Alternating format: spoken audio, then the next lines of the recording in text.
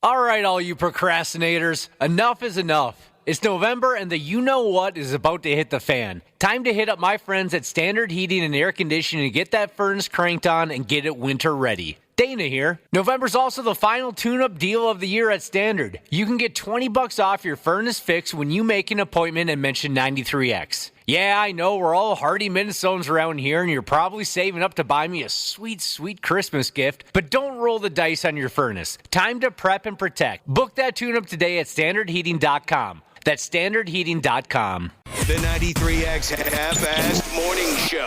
93.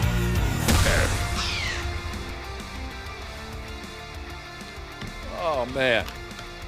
I think the most important thing we can do right now is just to keep our composure. Just getting started, day one of a 5-day work week around here. So the least we can do. Let's just try to keep our... welcome to the 93X Half-Assed Morning Show. Hope you're doing well. Josh, you're looking good. Oh, thank you very much. I showered. Maybe that has something to do with it. Oh, good for you. Dana, Ashley, great to see you all again. Great to see you. You really took a shower before you came to work today? Yesterday or last night specifically. Oh, yeah. Not going to be ridiculous about it. Yeah, You just showered in general lately. Yeah, I say within 2 days you can brag about taking a shower. Your Halloween stories, I will hear them now. Well, Ashley, before we talk Halloween, how was your birthday? Of course, that's the most important event over the weekend. It was absolutely wonderful. Yeah, I had a good time. The kiddo dressed up as Cookie Monster, like I told you guys, so He dressed himself. that was adorable. It was a little bit of a chilly night. How long did you make it out there? What's it called? Trick-or-treating? Not very long. Yeah, he was over it within about 10, 15 minutes. What about the kids you were with, the other kids? You think They went all night. Your son being over it within 15 minutes, do you think it had anything to do with the fact that he had absolutely no idea what was going on? Yeah, he didn't That understand. definitely helped. He wanted to go back and celebrate Mom's birthday. Yeah, exactly. He was like, let's go and attack that cake back at the house. We went to what I like to call a Halloween party. And when people were trick-or-treating at this house... Interesting title. Yeah, that's what I call it. It was on Yeah, Halloween, and it yeah. was a party. Trademark pending.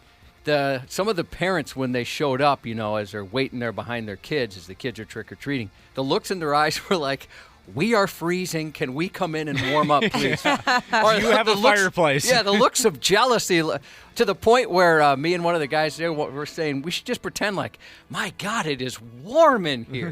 How's it outside? You would love this, Josh. My brother and his sister-in-law, they dressed up as 6'7". So did my son and his buddy. And oh my gosh, they had like these huge, huge numbers, and they put lights around the numbers. Oh, wow. So you could see them from like down the block. And their plan was if they tried to make it cool, then the other kids wouldn't think it's cool anymore. And I think it helped. I think it helped a lot. A lot of parents stopped them and took a picture of them so that they could show their kids. This 6'7" thing is out of control. There was a few trick-or-treaters who were 6'7".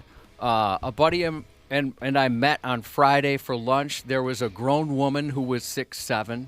I never would have thought that'd become I thought my son and his buddy were going to be the two only dorks doing this, but there were a lot of people that were 6'7". I like the theory. Is it a theory? What you were Thought mentioning. process. The thought process, sure. What you were mentioning, Ashley, where if the grown folks embraced 6'7", that maybe the young kids would let it go. I try that at home with words, right? Whatever the cool new word is. Try and overuse it at home so everybody thinks, well, this has moved on. Right.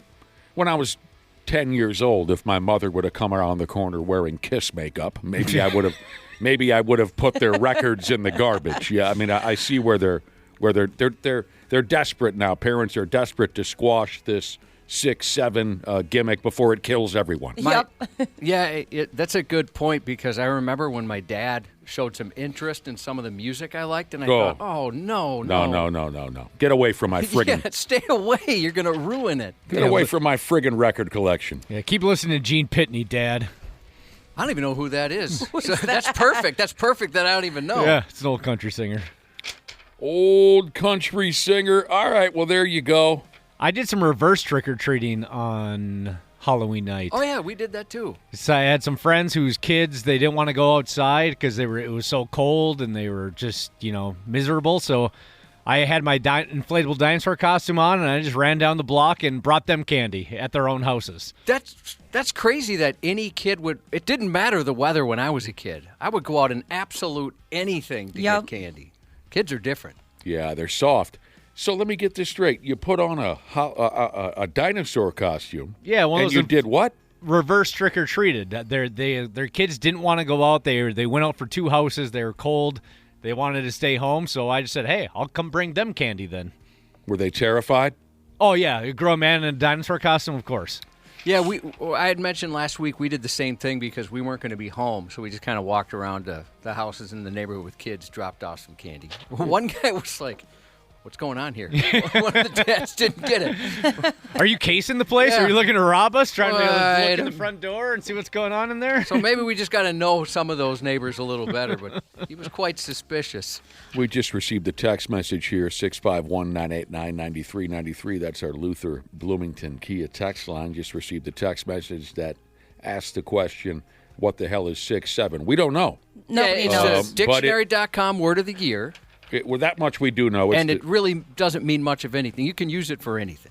We don't know what it means. Nobody knows, but it risks killing us all. Yes, Ashley. I just thought of something. You're going to absolutely love this. Oh, I love things that I love. So my niece is 12 years old, and I was trick-or-treating with her as well. And she went dressed as Ric Flair? No, she was Scream. She was like classic Scream. It was great, but That was just a I guess. really had to use the restroom. And so I asked this very kind woman if I could use the restroom in her house when we were trick-or-treating. Really? And she was like, oh, absolutely. And she went and showed me where the restroom was. My niece and my nephew came into the house with me, so that I could keep an eye on them. And we leave the house, and she goes, dude, I took so much candy. I was like, what? When the woman that owned the house was showing me the bathroom, she raided her candy bowls in the front doors or in the front hallway there. Who raided Your niece? her? My niece. She was just like, she said she just took some handfuls. And she's a 12-year-old? Yeah, I was like, I am So she stole. proud of you. She more or less I thought you were going to say disappointed. No, I was so proud of her. she more or less entered a home and stole belongings from the home. Yeah, basically. Shady. You're right. I do like that. Shady. Interesting that you used a stranger's bathroom. Yeah, you've got. Oh, I had to go so bad. How do you ask? I mean, I would imagine if you said, look, I got to straight up take a piss, you probably wouldn't have been allowed in. Was it all in the delivery that I think it was. very polite delivery? Oh, yeah. I said, can I please use your restroom? Okay. I have to go so bad. Oh, thank you so much. Very nice lady. Very nice house. Oh, I bet this was something. This person says it was raining and dark. I accidentally grabbed another kid by his arm who was running into the street. His mom screamed, and I had to apologize because I thought it was one of our kids. Oh, no. We've had that before where, like, a kid will walk up to my wife in a store or something and grab her arm and then realize this isn't mom and freak out. We've had the same type of thing, just a little bit opposite. Who are you, lady? Well, I'm glad everyone had a good time. Absolutely pleased to hear that everyone had a wonderful Halloween. Did you hand out candy, Nick? No, I was a-working. Oh. I was a-working. I was cooking up chicken over at the bar. So I never saw anything. Traditional Halloween, anything. Friday night, I was at the bar doing this and that. Did you leave a bowl out or anything? No. Do you guys have many trick-or-treaters that you're aware of? Not many. Yeah. It's significantly declined, and we talked about last week, maybe it's trunk or treats or things like that, but it's nowhere near what it used to be, at least in our neighborhood. So, we get texts saying, our neighborhood, we get hundreds of kids. That hasn't been the case in a long time. So, yeah, I missed everything for the most part, but glad everyone had fun. Oh, wow, what else is going on around here? Monday morning can be tough on some of you. You're not finding the motivation. Some of you have overhangs from draining one too many Steve Weisers. Another one of these silly reports has been dumped on us here that says if you have sex with someone before you check into work, you'll have more energy and focus. I'm not buying it. I've never bought this gimmick. It's been around forever and ever, and there's a brand new, they give us a new update on this every 6-8 months. I've never gone along with this gimmick. I know a few people who swear by starting the day with the quote bang, and it just Yeah. otherwise, actually we've worked with people in the past who, if they don't get any, are cranky, which seems to me that's just from the comedies of the 80s, but they explain, well, I didn't get any, or I wanted some, or whatever. Who are these people? Who are these people? Why do people get grumpy if they don't have sex? Yeah, I'm with you, and I've never been like a morning sex person. Don't get me wrong, I won't turn it down any time of the day. I will. Night. You will? I will always turn down morning sex. Well, number one, look at the hours we keep. Yeah. We're not really in line for this That's routine. not morning sex. That's No. still night sex. That's middle of the night. We're not for Maybe 30. we should have during commercial sex. Josh, the thing is, for me, all sex has ever done for me is put me smooth to sleep. So I'm not going to get involved in this bit. Yeah, it usually works. Like this kind of stuff works for women because it wakes women up. Why is that? You're right. I have no idea. I just told a woman she's right when she said something about women. That was ridiculous. I've noticed that as well, and I've heard women say the same thing. It's hormonal or something. I have no yeah, idea. something sciency. So, number one, the hours that we keep, Sciency. the hours that we've kept, Josh and I, for the last 30 years, aren't right for morning sex. That's what? 3:30 in the morning, we're supposed to, out of a dead sleep, start pinballing back and forth on top of somebody? That's ridiculous. Yeah, even on the weekend. It's disgusting. It's stupid. But also, like I said, all sex has ever done for me, it's like I took a fistful of sleeping pills. So I would be... Have you ever had anybody kind of frustrated by that? Frustrated by... Where it's like, geez, you just want to go to bed right afterwards. No. I've definitely been that person. Where you've been frustrated What with are you the other supposed? Yeah. Are we supposed to start painting the guest room? What are we? Yes, we are. What are we supposed to be doing after what we've just done to each other? There's an activity we need to undertake now. That's silly. We have to cuddle and talk about the day. Well, Nick. I'm fine laying there and talking. Just don't expect me to stay conscious for terribly long. But yeah, they're going down. I don't get involved in this nonsense, but I'll tell you all about it. I'll tell you what it says in the report. Your productivity will be higher at work. Your focus, your motivation. Oh, before you know it, you're going to get a raise, according to the... That's what I need to do? I don't understand any of this, really. I mean, I guess you could say, well, if you're more motivated, you work harder, you're more awake at work. Sure, that could lead to a raise, but I can't imagine this is legit. Half of the people who poke somebody or another before they come to work doesn't need to be your significant other. It says nothing in here about who it has to be. Just bang anybody. Half of these people reported receiving a raise in the last year. So silly. Whatever. I like this text. Why would I have sex before work when my boss is just going to F me anyway? Maybe the folks who got a raise are having sex with the boss. Oh, that could be it. Oh, yeah. That could get you a raise for sure. A raise or a promotion. You know who's doing all this folding pre-work? Older people. It's not the young kids. The young kids, all they want to do is crunk dance and go. They're crunking and they're going to ecstasy raves and Sure, sucking on Yeah. pacifiers. Yeah. they don't have sex and eat. All they eat is Pop rocks, and weed gummies. New York seltzer. And New York seltzer, Josh says. It's the older folks who are smashing into each other before work. Dozier Jesus wants to know if it counts if you crank one out yourself. No. And I don't need that. The old wake and crank.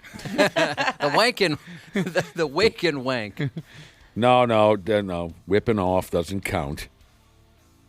You know, I knew a guy who used to start work in downtown Minneapolis every morning around 5 o'clock. And he would go to Deja View down there on Washington Avenue because they're open till 4, right? Yep. At least they used to be. This is years ago. Deja View, the nude review down there on Washington Avenue. Everyone knows what I'm talking about. Yeah. He would leave the house about 2 o'clock in the morning and get an hour and a half of deja vu in him before he went to work. You see what I'm saying? They'd throw him out at 4 a.m., and he'd kind of wander around and check into work at 5. He liked to start his morning at the all-nude dance bar there. I want to know what the scene is kind of like there at 3:30 on a weekday morning. I don't think you do. Yeah. I was at a child's birthday party on Saturday, and I asked some of the guests if they wanted to hit the VU afterwards, and there were a couple takers, and I think they were serious. My God, it hasn't been that long, but I think I was with you and our Yeah. boss the last time I was there. Is that the last time you were there as well? oh yeah, I mean, love that joint. Good for them that they're still doing what they do, but it's so yeah. We saw the best athlete we've ever seen. How can you improve on that? She was the best dancer, probably the best athlete I've ever seen live. She crawled with just her ass cheeks. She crawled up the pole all the way to the ceiling of the building, Effortless. and then back down with just her ass cheeks, arms and legs completely just That's dangling. incredible. Yeah. So, I mean, that's all I can come up with while we're talking about sex before work. This dude that would go get an hour and a half worth of deja vu before he checked into work at 5 o'clock in the morning. I mean, we'd have like breakfast or something, a combo. I wonder if they serve breakfast. I'm not sure, I guess. Oh, I think he would just drink Sprite. His wife was a little suspicious. Oh. But he spun some story about how, he had to be there early for some shipment or something. Whatever. He was able to spin a story. Waking up and masturbating, according to Super Luber Jesus, is called an A-Wank-Ening. Oh, my gosh. Sounds like super lubing Jesus probably knows a little bit about the topic. Well, yeah, he's an expert. We all are in our own way. Your mental and emotional well-being will improve if you have sex before work, according to the study in front of me. Your mental and emotional well-being. Well, you'll be, especially if you're a younger guy, I think young guys really thrive on that. Hey, I just got laid. You know what I mean? Oh, yeah. Yep. That's for sure. It's an ego boost. As if no one in the history of man has ever had sex. Right. When a young dude is having sex, he is convinced, I'm the only one in town doing this. So I can see where that might be if you're a young guy, that's some kind of a mental boost like, hey, I'm the biggest pimp in the room right now. I got laid. So I can sort of see, what else do they say? Emotional stability. This radio show could use greater emotional stability. Yeah, We're all definitely. on the verge of stress management, Cubby. How's your stress management? I manage it well. Even if there's a lot of it. A lot of practice. And you'll just be in a better mood. I'm not going along with it, ever. Yeah, for some people, but some of those statistics about how many people are getting raises from morning sex seem a little ridiculous. Can you imagine giving a motivational speech to high schoolers? How'd you get ahead so fast? Well, started with a morning beach from the wife every single day. This dude that I used to know, haven't seen him in decades, dude that I used to know, who would check into Deja View before work. A listener wants to know, did he spend more money on naked women than he was making at work? I've seen that. I to don't the point know. where the guy would have to borrow money from coworkers. I never heard that he was in any financial trouble, but it ain't cheap to sit there. No. It certainly isn't cheap. What happened to this guy? He would have to borrow money from coworkers because he spent so much at strip clubs. Just to pay the bills Yeah. at home? Well, I don't know where he was using the money for, but I'm That's a assuming little sad. He was combination- kinda- Well, I know he wasn't paying the bills at home, so I guess just the strip club. He was hooked on it. Yeah. Yeah, I've seen. And from what I've heard 20 years later, it hasn't changed much. So he went to the Boom Boom so often. All the time. Prostitutes also? Oh, I don't know about that. Maybe. But I know for sure because, Drinks aren't cheap either. no. Was he a And- big drinker? Not really. Oh. And so, because when I first started here, it seems like that's all anybody wanted to do. And it's like, okay, you're making minimum wage, and we're spending like a whole weekend's worth of work just getting into these joints or something. So, yeah, he was big. I mean, I don't know if you can get addicted to something like that, but Oh, yeah. he sure seemed to be. Oh, I think you can. I've seen the regret on guys' faces after a significant lap dance or back party room when they have to run that credit card, and they're like, "What did I just do?" Was it worth it? Used Puckbag Jesus has texted in to say if you have sex at work with the right person, you could score some Coldplay tickets. Is that a joke referring to the the... Coldplay folks. Sure, that famous Coldplay cam. One of my favorite memories ever at the Boom Boom was, I don't know, 10 or so years ago, maybe even in that neighborhood. I was still going to Rick's Cabaret pretty often, whether it be for a radio station promotion or just because I dug the vibe, and that's where I would hang out and got to know a lot of the people there and really had a good time. So I'm sitting with my back to the door, sitting and talking to one of the gals that worked there, adorable, fun gal that I got to know, and we're just jaw-jacking. And I see her face completely change. It went from engaged, happy face to, oh, no. And so she's looking beyond me. I look behind me, and here comes this old-timer, shuffling. He's at an age now where he can't really strut anymore. He's just shuffling. You've seen your grandfather, your great-grand. He's shuffling towards us, and he's just beaming. Big smile on his face, and he's looking right at the gal that I'm sitting with. So I turn back to her, and she goes, I got to go. And I said, you know that guy? She goes, yeah, he's one of my regulars. And she pops up out of her seat. Hey, Ernie. Yeah, I'll bet. Hi, honey. And he's like, oh, hello there. Maserati. Yeah, I wonder if How are you, sweetheart? And she goes and sits on his lap, and the music's, how the music is in there. It's like, I'll bang you in the can, the dirty rap song. It was just the most bizarre. And she sat down. She's willing to, that's when she punches in, you know what I mean? That's when her job becomes work. Ernie time. Old 88-year-old Ernie came in, pants pulled up to his nipples. It was like a friggin' cartoon. he must have been a pretty good payday for her, I'd imagine. There he is, one of my regulars, she says.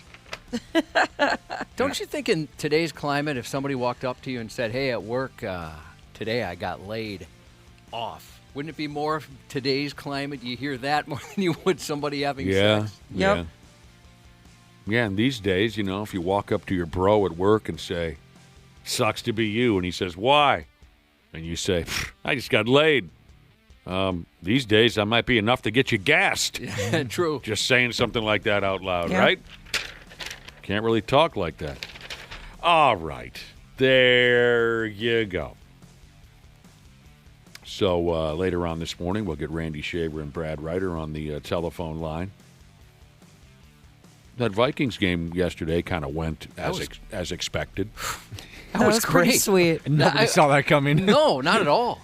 Oh, I thought How awesome was that? We actually went out to a bar, and I thought, all right, well, go to the bar for a little bit for the game, and we'll be able to leave at halftime when it's 31-3 or whatever in favor of the Lions. But no, we stayed the whole game. it went as expected. So I'm sure Randy Shaver and Brad Ryder will have plenty to say on that subject. A couple baseball games over the weekend, too. Yeah, I heard about that. Oh, yeah, we'll get I to heard that. they played some baseball. We'll certainly rap about that. F me running. That was something else. Wrong team won, but, I mean, that was colossal, all-time, F me running, can't believe what I'm seeing type stuff. It's already been called a classic. Oh, yeah, and it should be. It was the most entertaining, dramatic Game 6 and 7 since what we all witnessed here in 1991. I still think 1991, and it's not, what do you call it, favoritism or home cooking or whatever, to say that 1991 was the greatest World Series of all time, because it was. There are people from all over the world who will agree with that. Sports fans, baseball fans from all over the world that will agree with that. 1991 still, I believe, is the greatest World Series of all time. But what we saw over the weekend, specifically from Game 6 and 7, yeah, it was mind-blowing, whatever superlative you want to throw in there. So absolutely we'll talk about the baseball games from over the weekend. Till then, we'll take a little breather. We'll come back with the stupid news. Thanks for hanging out with us this morning on the Half-Assed Morning Show. The 93X Half-Assed Morning Show.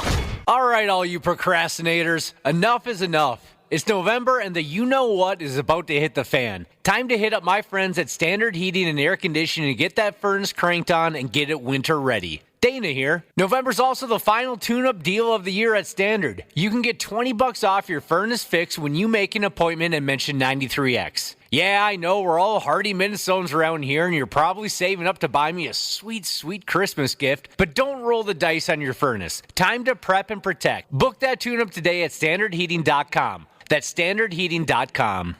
This episode is brought to you by Progressive Insurance. Do you ever think about switching insurance companies to see if you could save some cash? Progressive makes it easy. Just drop in some details about yourself and see if you're eligible to save money when you bundle your home and auto policies. The process only takes minutes, and it could mean hundreds more in your pocket. Visit Progressive.com after this episode to see if you could save. Progressive Casualty Insurance Company and Affiliates. Potential savings will vary. Not available in all states. November is heating up for U.S. soccer. The United States need to be a little more nasty. Big international friendlies for the men. Oh, Callum, that was nasty. And a Black Friday friendly for the women. The expectations have always been here for this team. We understand that. Listen anywhere on the go with the Westwood One Sports app. And for behind-the-scenes stories, catch the U.S. Soccer Podcast. Boy, do we have an episode for you. Follow and listen on your favorite platform.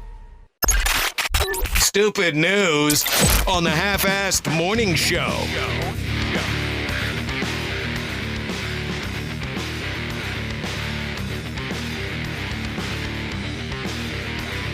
All right, here we go. Let's try this stupid news. See if anything gives way. Try getting a decent night's sleep after something like this here.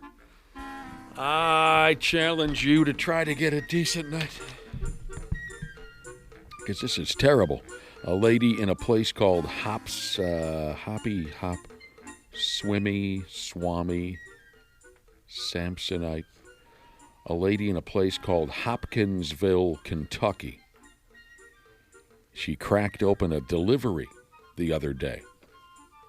And she will never be the damn same again. She'd gone ahead and ordered some medication to be delivered to her house, like we do so much these days. Just got some on Saturday. You boxes showing up at the front step, this, that, right? That's all we do now is order things for delivery. Wasn't this gal, but what'd you order, Josh? My medication. Just like this lady. Medication time, gentlemen. Medication time. When she opened the package, when she busted it open, expecting to see some pill bottles, instead, the package was filled smooth up with severed human body parts. And if you don't mind me embracing the easy line here, do you want to know what's in the box? Yes, please. Yeah. What's in the box, Nick? There was an armpit in there, somebody's armpit. What? And a lower lip that still had a big old wad of Copenhagen tucked into it. And she couldn't explain that. No, I'm kidding about the armpit and the lower lip. Oh. But there certainly was old, dead people body parts in the box. It says here the box was filled with arms and fingers. Middle fingers, index fingers, thumbs, which is all you need in order to apply the shocker. The story says that these damn arms and fingers that used to belong to real living people were hacked off at one point or another after these poor bastards had upped and died, and now their parts were being used for what they're calling here medical training. And all that severed human carcass was accidentally delivered to that lady's front step. You can just order that online, huh? Yeah. Good point. I will have some Tylenol from the pharmacy, please. So, again, she was looking for medication, and instead she got a box full of severed arms and fingers. The blame for such a terrible accident is being spread around to an airline company, a freight company, and a courier.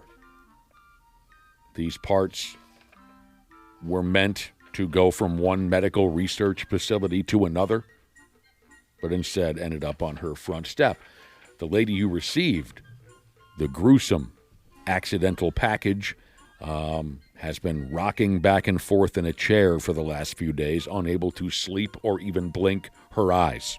Was there a new guy anywhere? And if so, what was the new guy doing? There was no new guy. This is the first time, Josh, where this is just a lady who lives alone. There's no new guy. Maybe the new guy was the one that accidentally sent the package, and now, then once he found out about it, what would he do? Puking in the corner, for sure. Says here that body parts are sometimes shipped for transplants and research purposes. That's terrible. So again, the blame is being placed on a freight company, a courier, an airline company. They got it all mixed up. Addresses got mixed up. I got a question. The delivery drivers, we got plenty of them in our listening audience. Were you aware that some of the boxes in your truck might be old armpits and lower lips and elbows and noses and whatnot? I wonder if it says on the box. If you can let us know, 651-989-9393. What's it say on the box? Are you aware of the fact that you might be moving severed human body parts from town to town? I'm trying to remember because, so I very briefly worked at UPS. They politely told me I'm not cut out for it, but we had 2 weeks of training, various trainings, and part of it was all the different stickers they put on the box and kind of what they meant. I don't remember body parts, but maybe there's an indicator somewhere. Medical, I think there's a sticker that has to say medical this or that. Yeah, it could be. Chemical, liquid. Yeah, you're right. They have the various different stickers warning you of what might be inside. I had a friend who worked in medical research, and once, unprovoked, he sent me a picture of a bunch of old guy severed heads that were there for medical research. Oh, you got to give a warning. I agree. There should be a warning. Or, hey, do you want to see this type of thing? Biohazard stickers. I'm still waiting here on the text machine for... Yeah, biohazard is what HVAC/R and stuff Jesus says. Someone sent you a picture of severed heads because they work in the medical industry? Yeah. I know who that person is. Yeah, you know. Don't I? Yep. So that is not something you want to experience, I don't think. I don't think any of us want to experience cracking open a delivery, expecting to see, and then there's elbows and left nuts and whatnot. That would be horrible. Ooh, testicle, gross. Here's a listener says, I'm a courier, the weirdest thing I ever... Oh, no, I'm not even going to say that. Yeah. Well, I'll just say this. We have a courier in our listening audience who has transported dead bodies. And he doesn't work at a morgue. He's just a courier. He says he has once before transported dead bodies from one spot to another. Oh, gosh. Do you get one free peek as a perk of the job? You have to look, right? It says Nadville on the side. I will take 2 Nadvilles, please. I'm not looking. I'm looking. You'd look Oh, at I would not look. Really? the box says Hey, on the out. Sorry, go ahead. If you know there's dead body parts in there, you're going to look. I'm not looking. I'm taking a peek. Wouldn't you feel like it'd be a tad disrespectful? Not That would really. be my thought. No? All right, so the question is, and maybe this is very, very rare, which would explain why we're not getting more text messages. If you are a driver, a delivery driver, are you aware of the fact, or have you had a direct experience where you were moving dead bodies or dead body parts? One so far says yes. He moved some bodies. I mean, I know troopers they'll bring, like for transplants and stuff, they'll throw like a liver in a cooler and have them race to a hospital for things like that. So they're very much aware. Right. But just, right, if you're used to delivering, whatever you deliver, like, UPS. couches or something. Yeah. UPS, Amazon, your typical delivery folks, you're used to, moving. Like something like that. Like we had couches delivered from a courier one time. The furniture place sent a courier.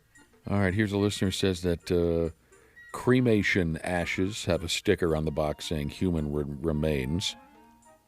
I assume body parts would say the same thing. Yeah, you're very likely correct. Ooh, someone says if you open up a box with a head in there, let's say you're transporting a human head, if you tip that box upside down, then the eyes fall out. Speaking of eyes, someone here said I've picked up eyeballs from the airport and delivered them for transplant. Really? That is so crazy. Eyeballs. I guess someone's got to do it. Those eyes fell out, the ones that he picked up. Picked up eyeballs at the airport. This person delivers his D in a box. Sure, I've heard the steps for that. Some of you drinkers, this is for you. I'll tell you, you just got to put a leash on some of you drunk bastards, because if you're left unsupervised for too long, something's going to go terribly wrong. Everyone has a friend or two who is that drunk, meaning is that particular style of drunk, where you really should put a bell or a leash on them so you know where they are at all times. Like when you have a new puppy. That was me. Keep him in a Especially crate. when I first started drinking. Like You were the one that everyone had to keep an eye on because you'd wander into traffic or... Yep, 100%. Okay. One time I was at a bar and my friends were looking for me, and okay, this is not my fault. There was a farm. The bar was on a farm, and there was animals in the back. You're getting very defensive, and no one has challenged you. Yeah. Because how cool is that? Like, There's a farm There's next- some cows. There's some chickens Okay. back there. And What'd you do, get caught up in the electric fence or something? Actually, I did end up hitting the electric fence a couple times until I learned. A couple times. Yeah, it took a while for me to learn, like, oh, this is hurting me. Whoops. I'll just try one more time. Yeah, Well, you were hammered. I meandered So you back wandered out of the there. bar and you wandered onto the farm. Yeah, and I left my phone at the bar. And so when my friends, actually, I left my phone on the front porch of the bar. So my friends came to look for me, and they walked out the front door and noticed my phone was sitting there. And it's next to a road, and they thought the worst. They thought, oh, she got kidnapped. You were run over by a delivery truck. Nope, here I am trying to pet a cow.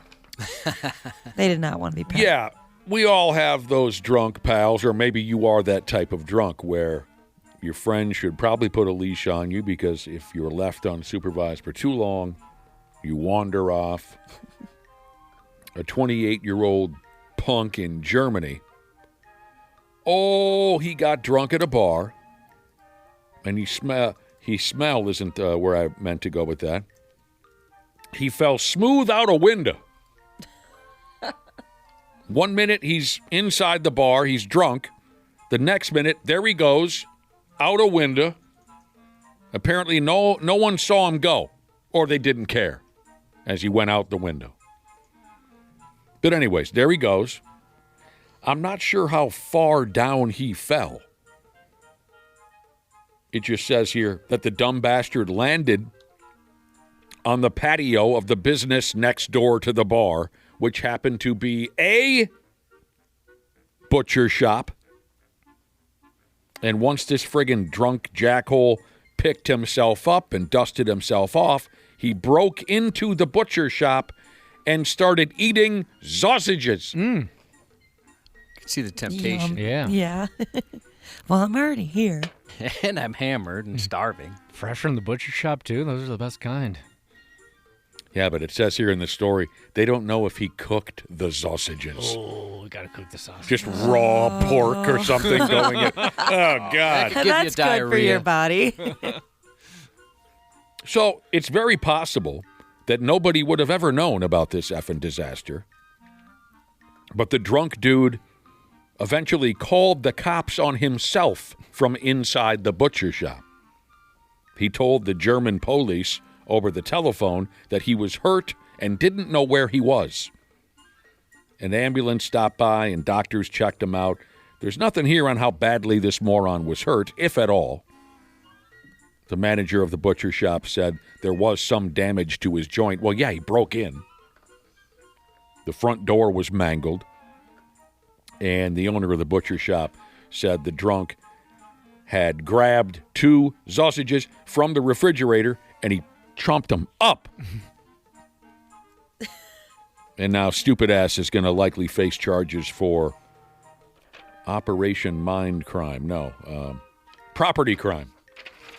Property crime. My favorite gross drunk eating story was around the holidays. My girlfriend, we were going to her family's house the next day. She made a giant cheese ball, you know, the type where you put some crackers into and whatnot. Oh, those are so good. Yeah, it's about the size of a coconut, a big cheese ball, and she, put it on a plate, put it in the fridge. Her roommate's drunk boyfriend, I heard some noise in the kitchen about 2, 3 in the morning. I go and investigate. He's on his hands and knees eating the cheese ball with his bare hands. He became an animal. Basically, yeah. Good for him. Girlfriend was not pleased. Yeah, this guy. Sucks that he had to fall out that window. Lands down on the patio. But why did he have to make it the butcher shop's problem? It's not, now I'm the butcher shop's problem. I'm going to break in and steal some of those drunks that wander off, man. Anything's possible. A dude I went to high school with is lucky to be alive to this day. This was at some old broken-down bar downtown Minneapolis. This is 30 years ago. He's looking for the John. He's hammered off his ass. He's looking for the men's room. And he asked an employee, hey, where can a guy take a squeege around here? And she said, that door right there. He was mistaken. Instead of opening up the door to the men's room, he opened up the door to some storage room. Now, that door should have been locked, and I think he went to court, and I think his argument was, hey, the door should have been locked to this storage room. It was not. But it wasn't just like walking into a regular storage room. There was a massive, because this was some old-ass bar downtown with a huge cellar where they kept everything. So when he walked into that storage room, there was a long set of stairs to the bottom of this cellar.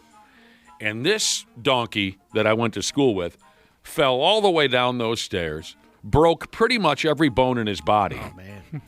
And damn near bled to death at the bottom of those stairs because they locked up the bar that night, totally unaware. The management of this bar, the bartenders, they locked the joint up for the night.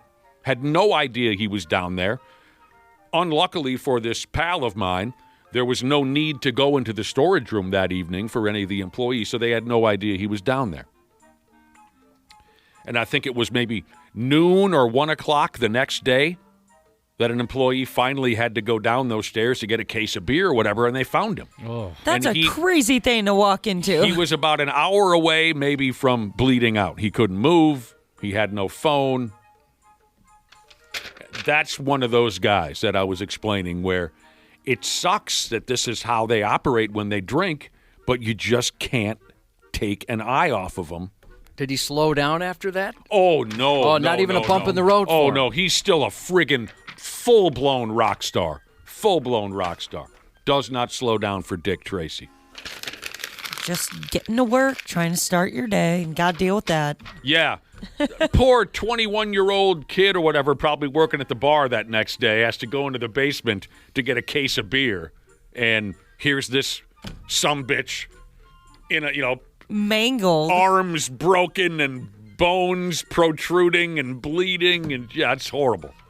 I guess, I don't know, maybe that's okay to walk into because, you don't have to work that day. I would think maybe I work for the mob. I'd be like, oh my gosh, Yeah. this place is mob-owned. And now I've seen his face. They're going to kill me. Boy, they tuned this guy up. This is a much rougher bar than I anticipated that I signed up for here. Yeah, I would think maybe, oh my God, the owner of this joint. I'm so screwed. Yeah, beat this guy to death. All right. Has it been a while since we discussed one of these folks who has an obsession with swallowing strange items? It feels like it's been a while. It has been a while. Those folks who like to deep throat glass and metal and whatnot. Pica, is that the name of the condition? Oh, yep. Feels like it's been a while. Now, I can't say for sure that Pica was the cause of this here next situation.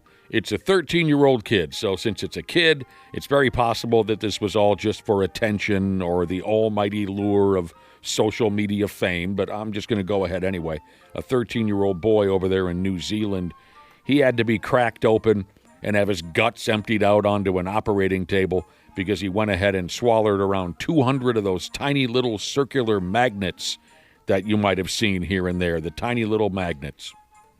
Yeah, for a while it seemed like they were talking about those a bunch and putting warnings on them, and kids love to eat those for whatever reason. He ate around 200 of them. Whoa. He's not, like Josh was saying, he's not the first by a long shot. He's just the latest.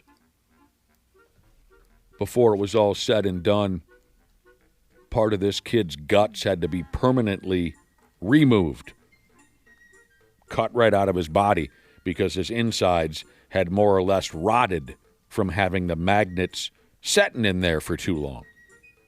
So now his guts are having to be cut out and rewired, and that sounds nice. New Zealand upped and banned the sale of these small, high-powered magnets back in the year of 2013 because so many kids were chomping them up and then nearly dropping dead. But this particular kid I was telling you about, he bought them online or something. I don't know. The word is these particular magnets are up to 30 times stronger than ordinary refrigerator magnets. I wonder if some parents in our listening audience know exactly the ones I'm talking about. I think they were really popular for a while. I don't know if they still are. But that's not good for your tummy. No, I kind of want to try, like, all right, since we're waiting, we've got this magnet from Paris. Let's just see if we can stick it to the kid. See how many magnets will work out. So just throwing magnets near him and see if it goes toward him.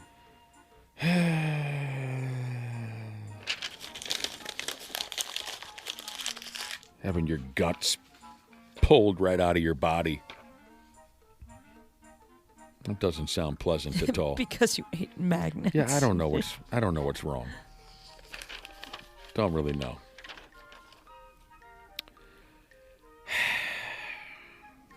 All right, let's humor these people again. At one point or another, they will leave us alone, but for now it's best just to act like we're interested. Could you do that? I guess. Okay. So if you remember, earlier this year, a baby food brand called Frida wanted us all to know about their breast milk ice cream. Ha ha ha. It wasn't made with actual breast milks. It was just supposed to taste like it. Nobody cared, and we moved on with our lives. Well, now those same folks have come up with something called booger candy. And they want all of us to say, oh, that's gross. Candy made from boogers? No way. I got to find out more about that. So, again, if we humor them, they will let it go. Massive surprise for starters. Booger candy isn't made with real boogers. It just looks like boogers. And I'm saying that word out loud way more times than I'm normally comfortable with, but I'm just trying to do my job. I'm glad I don't know what that tastes like. I saw an adult lady the other day that I can tell you is very familiar. She was at a stoplight. Oh, ew. Very familiar. She went for it? Yeah. Who asked for this? Nobody. But they're just asking for attention and maybe some of our money. I've said it before, Josh. I think I'd rather deal with a broken leg. I'd rather see someone pull their pants and underwears down and just cut a deuce on the floor in front of me. I'd rather deal with terrible blood loss than a booger. Just shivers up my spine to think of like a runny nose or a big fat brown booger hanging out of somebody. That's always been the absolute deal breaker for me. It disgusts me to no end. It is pretty gross. Like, I'd rather just read an ad for a car dealership above a urinal than seeing somebody's booger display. I don't get why people have to do that. Your face is right there. Horrible.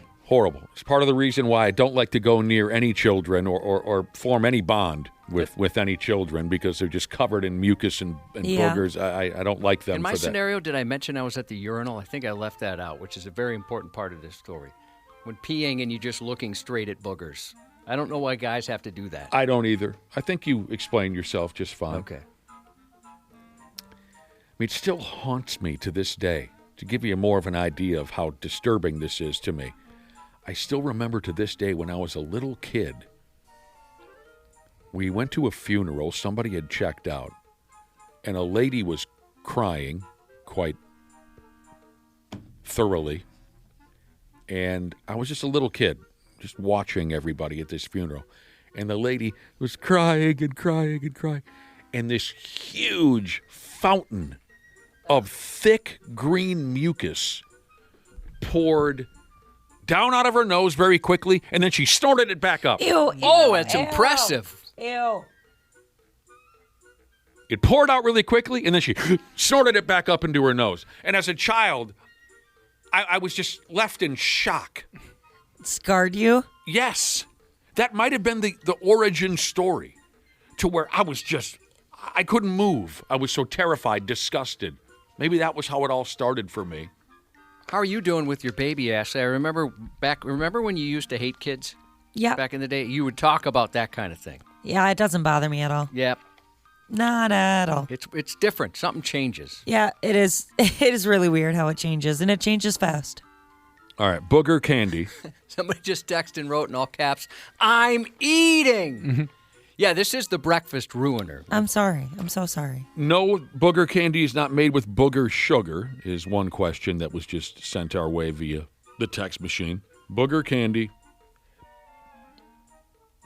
It just looks like boogers. They come in all different shapes. They're colored with shades of brown, green, and yellow. Some say they look like little grape nut cereals, which I never bothered to try, I'm sorry to say. Grape nuts? Right. I actually like those. Oh, that's a grandpa cereal. Yeah.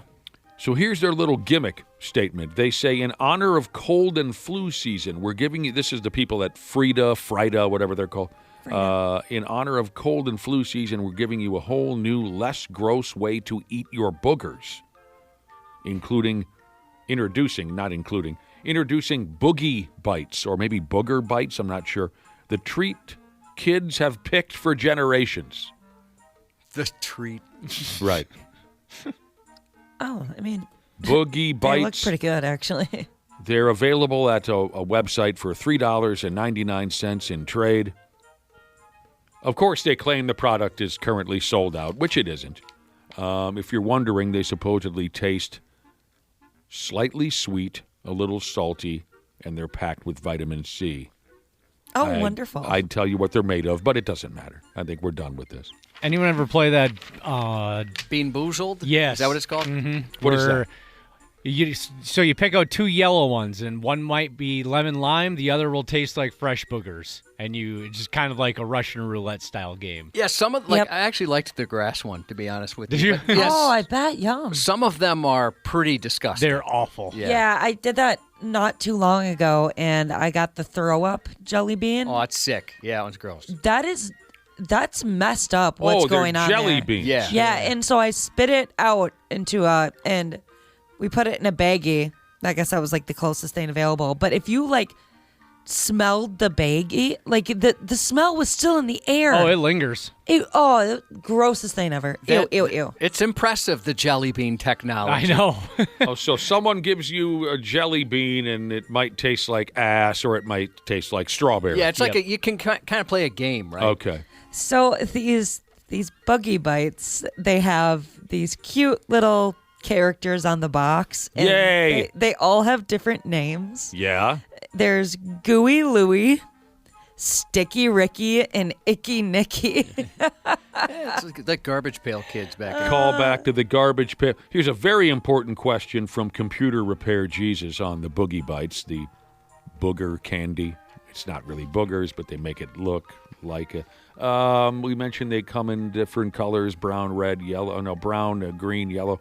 Computer Repair Jesus wants to know: do they have red, bloody, crusty ones? No, I see nothing in the report about blood or crust.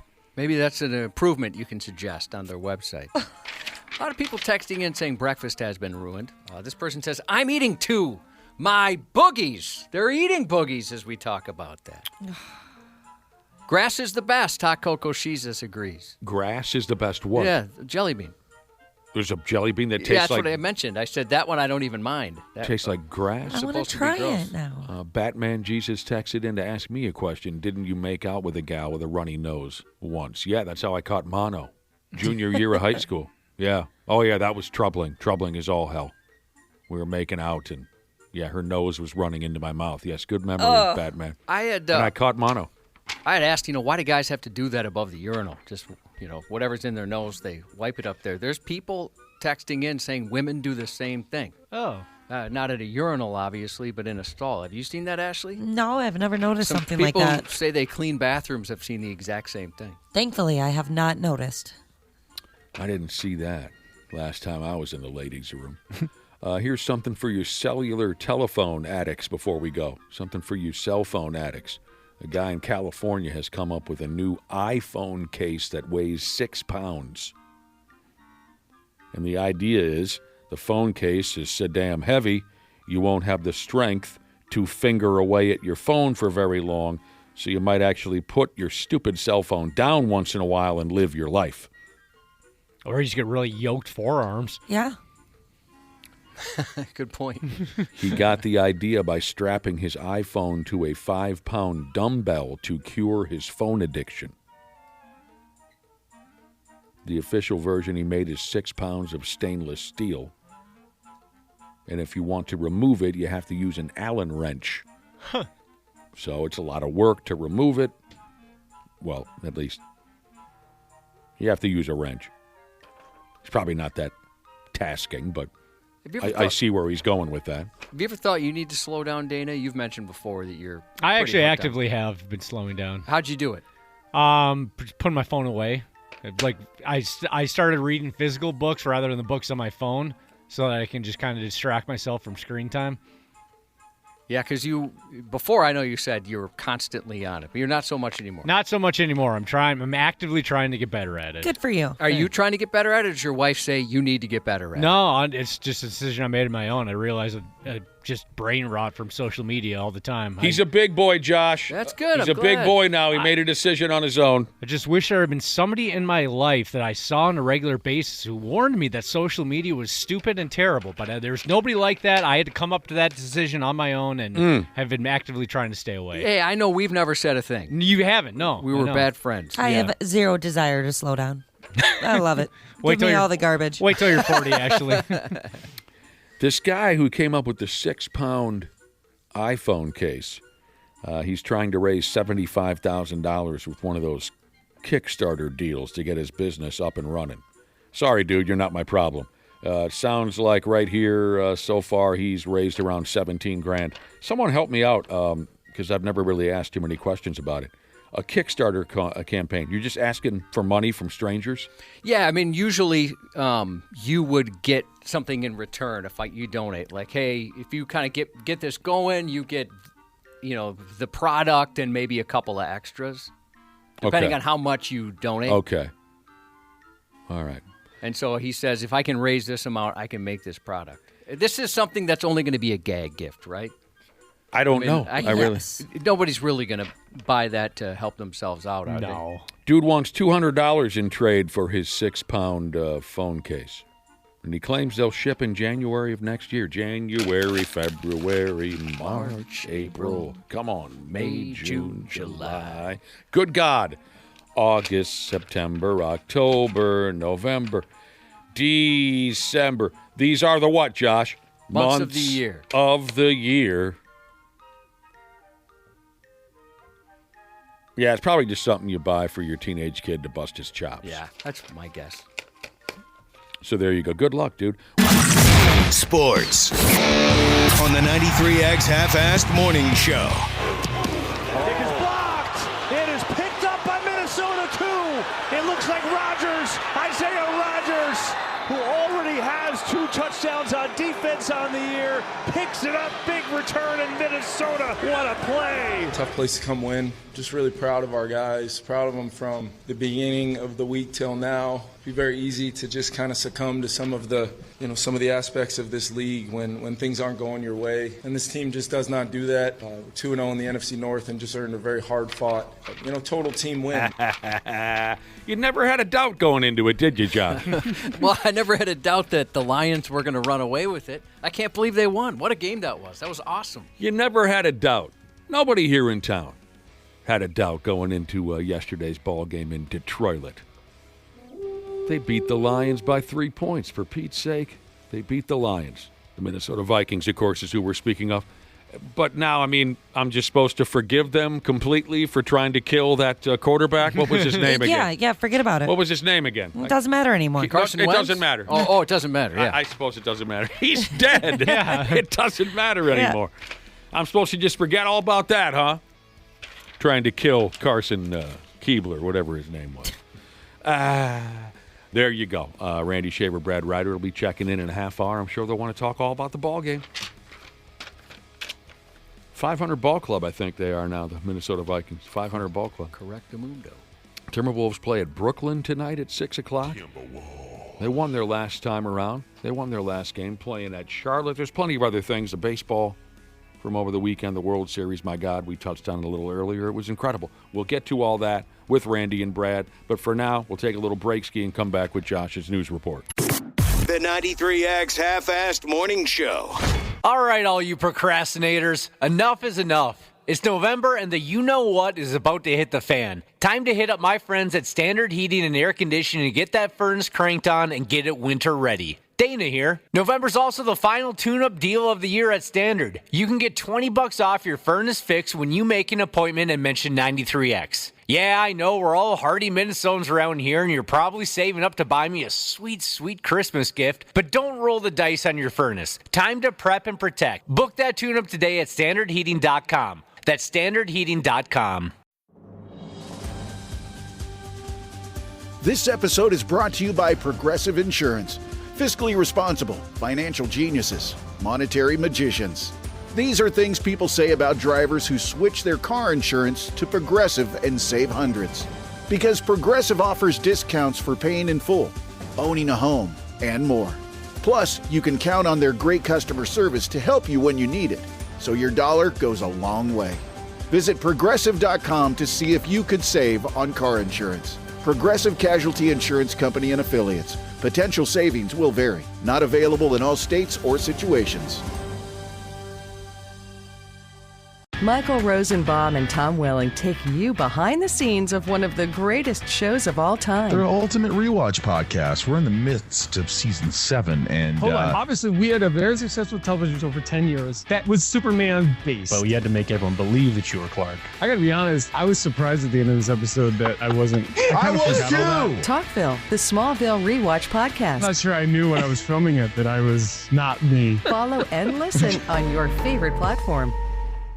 The 93X Half-Assed Morning Show. What in the actual are you guys doing? On 93X. What are you doing? Printing. Uber. This is disgusting. I'm waiting for an Uber. Okay, this is unacceptable. Where's your ID? A Superior Court judge in Arizona traded the bench for a bush and urination for unemployment after police say that they discovered her with her pants down peeing in public. It was about 1:30 a.m. October 4th when witnesses reported a woman watering the wild in full view of the public. Moments later, officers spotted the woman behind the pubis hubris, 42-year-old Judge Christine Schaff-Olsen. Scrambling out of some shrubbery, she was struggling to keep her balance, with her sobriety clearly back at the bar. "This is disgusting," a responding officer said after approaching her. She was so drunk she couldn't spell her own name, though she still made sure to tell them repeatedly she was a judge. Even with her title, officers weren't impressed by the unrequested peek at her lady chambers, with one remarking, "This is unacceptable," as she continued contributing fresh evidence to the prosecution's potty puddle.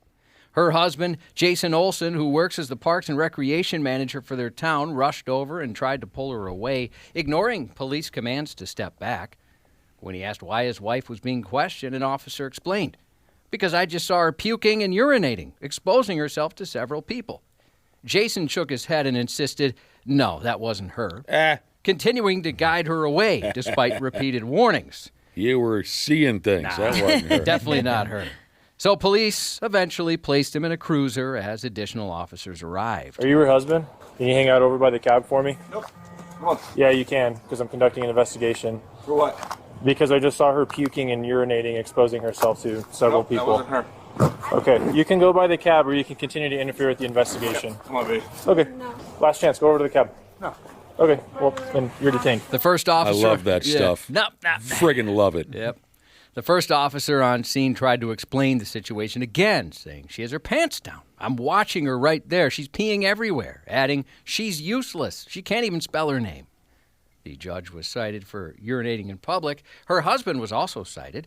He got busted for resisting arrest and interfering with a crime scene investigation, prompting the officer to gently explain that his help added zero value to the situation, and is how he ended up in the back of a squad car. Do you understand this was like totally unnecessary? That she was just going to get a ticket? And when an officer is giving you an order, that you should comply, not interfere with an investigation? I do completely. And then when an understand, officer but goes she to did grab not- and detain you? I'm the one that vomited. Okay, regardless, I saw her with her entire underexposed peeing in that bush. He's the one that vomited. 2 days later, the judge resigned. It's embarrassing when you vitamin Right in front of public. people.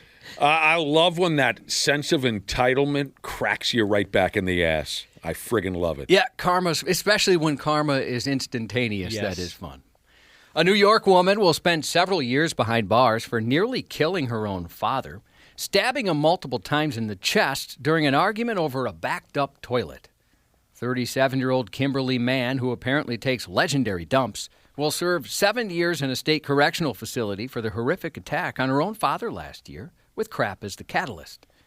The clogged toilet argument began with her mother, but when Dad stepped in, things went straight down the drain. Mann set a booby trap, quite literally, pulling a knife hidden in her shirt and used the cleavage cleaver to stab her father multiple times, getting bits of nipple on him in the process. When they arrived, police found Mann casually sitting outside smoking a cigarette, nonchalantly telling the officers her dad was probably dying inside. Fortunately, despite his stab wounds and the fact he got a little of his daughter's nipple on him, he survived. The toilet remains clogged. Wow. She's a wild one. Yeah, she is easily upset. A Florida man was arrested after making over 40 threatening phone calls to law enforcement following the arrest of his wife, crescendoing with a not-so-subtle threat to shoot an officer, which ultimately brought deputies to his door. 57-year-old Daniel Schmidt's wife had just been taken into custody on domestic battery. In the hours after her arrest, he became desperate and agitated. Instead of quietly Googling, how do I bail someone out and not make tomorrow's headlines, his temper tantrum led him to call the sheriff's office dispatch 45 times. He said he was trying to find out where she was and how he could get her out. Is that going to be a problem? Yeah, again, he could have Googled that. Dispatchers repeatedly explained the process and provided the correct phone numbers. Yet Schmidt, described in the report as noticeably intoxicated, argumentative, and aggressive, kept calling throughout the night, refusing to follow instructions and growing more confrontational each time. A Sunrise police sergeant who had spoken with Schmidt earlier in the domestic battery incident even reached out in hopes of stopping the barrage of calls.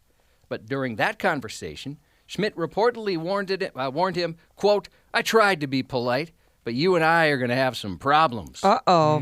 Instead of calming down when given opportunities to walk back his remarks, the Schmidt hit the fan, finally declaring he was, quote, "going to put a bullet in the officer's head." At that point, officers headed straight to Schmidt's home, where they placed him under arrest. Sloppy drunk moron Another- who suddenly grew balls. Another example of, like, the cops doing their best Yeah. to talk somebody out of their worst instincts. They will give you opportunities. They will give you opportunities. Yeah, to the point where, like, listen, I don't want to have to do this. We've given you 45 previous calls and 2 threats on officers. We can't keep this up. A Florida man simmering frustration with his roommate finally boiled over after repeated arguments about unwanted visitors. According to investigators, the 54-year-old, Bill Clark, believed his roommate was turning their home into a drug zone, letting people come by to shower and use the bathroom. A friend of both men later confirmed Clark had been furious about the constant stream of guests and was yelling about it just before things escalated. On the day of the incident, the roommate began recording Clark. The video shows him trapped in a hallway with no way to retreat while Clark approached him from the kitchen, slowly walking toward him with a pan of grease that he'd been using to fry ribs. Clark then issued a final warning. "Either you leave or I'm going to make you leave." The kind of final warning usually followed by someone doing something very stupid. And Clark did. When the victim didn't move, Clark lobbed the sizzling fat, scorching the man's face, neck, and arm. Authorities say Clark was so enraged he even refilled the grease afterward in case he had to use it again. After being attacked, the roommate fled the apartment and was taken to an ICU burn unit. Ouch. I can't even imagine the pain. No. 2 women walked into a grocery store. Starts like the setup for a joke.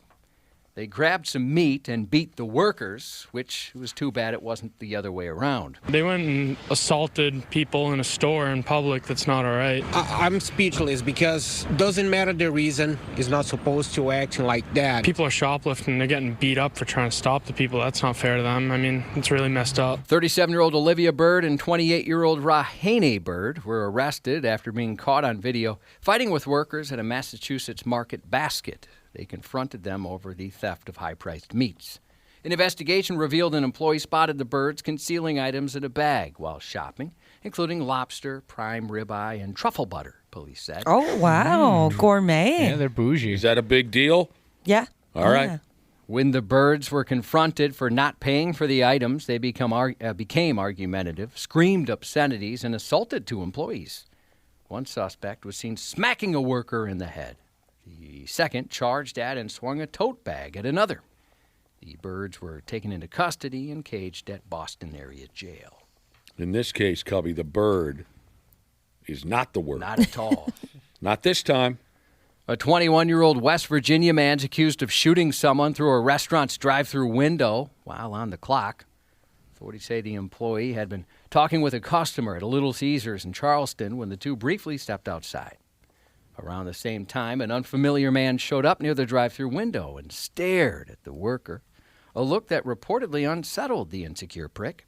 Investigators said the co-worker then went to the employee's vehicle, retrieved a gun from the glove compartment, and handed it over before they both returned inside. The man outside didn't leave. He stayed and stared near the drive-through as the employees walked back to the window, shouting at him through the glass, and the man just sat there parked in his car. Oh, that's scary. According to officials, the worker yelled, "You want to kill me?" before firing 3 shots through the window. The bullet struck the man twice, one right below the old holler hole and the second near his rib cage. Yet he managed to drive himself to the hospital where he was listed in stable condition. The employee was arrested the following day. Again, it sounds like no words were uttered by this guy, other than he just got into a staring contest. He's looking at me funny. Apparently, when you were a kid, were you any good at the stare down? I'd always laugh. Oh, you couldn't have. Yeah, couldn't, after a while, or maybe not even after a while. I would laugh. I thought I was pretty damn good when it came to stare downs until I met my match, my older sister. When we were kids, she was the stare down queen. She'd get you to break every time. Would she like make funny faces, or how would she get you? I mean, to you break? understand what I mean by a stare down, like a real serious "I'm pissed off at you" stare down, where you lock eyes until somebody gives way. There's no fun and games here. This is a battle to the death. Oh, okay. Yeah. She could hold that deathly stare longer than anyone else in the family. She's intimidating.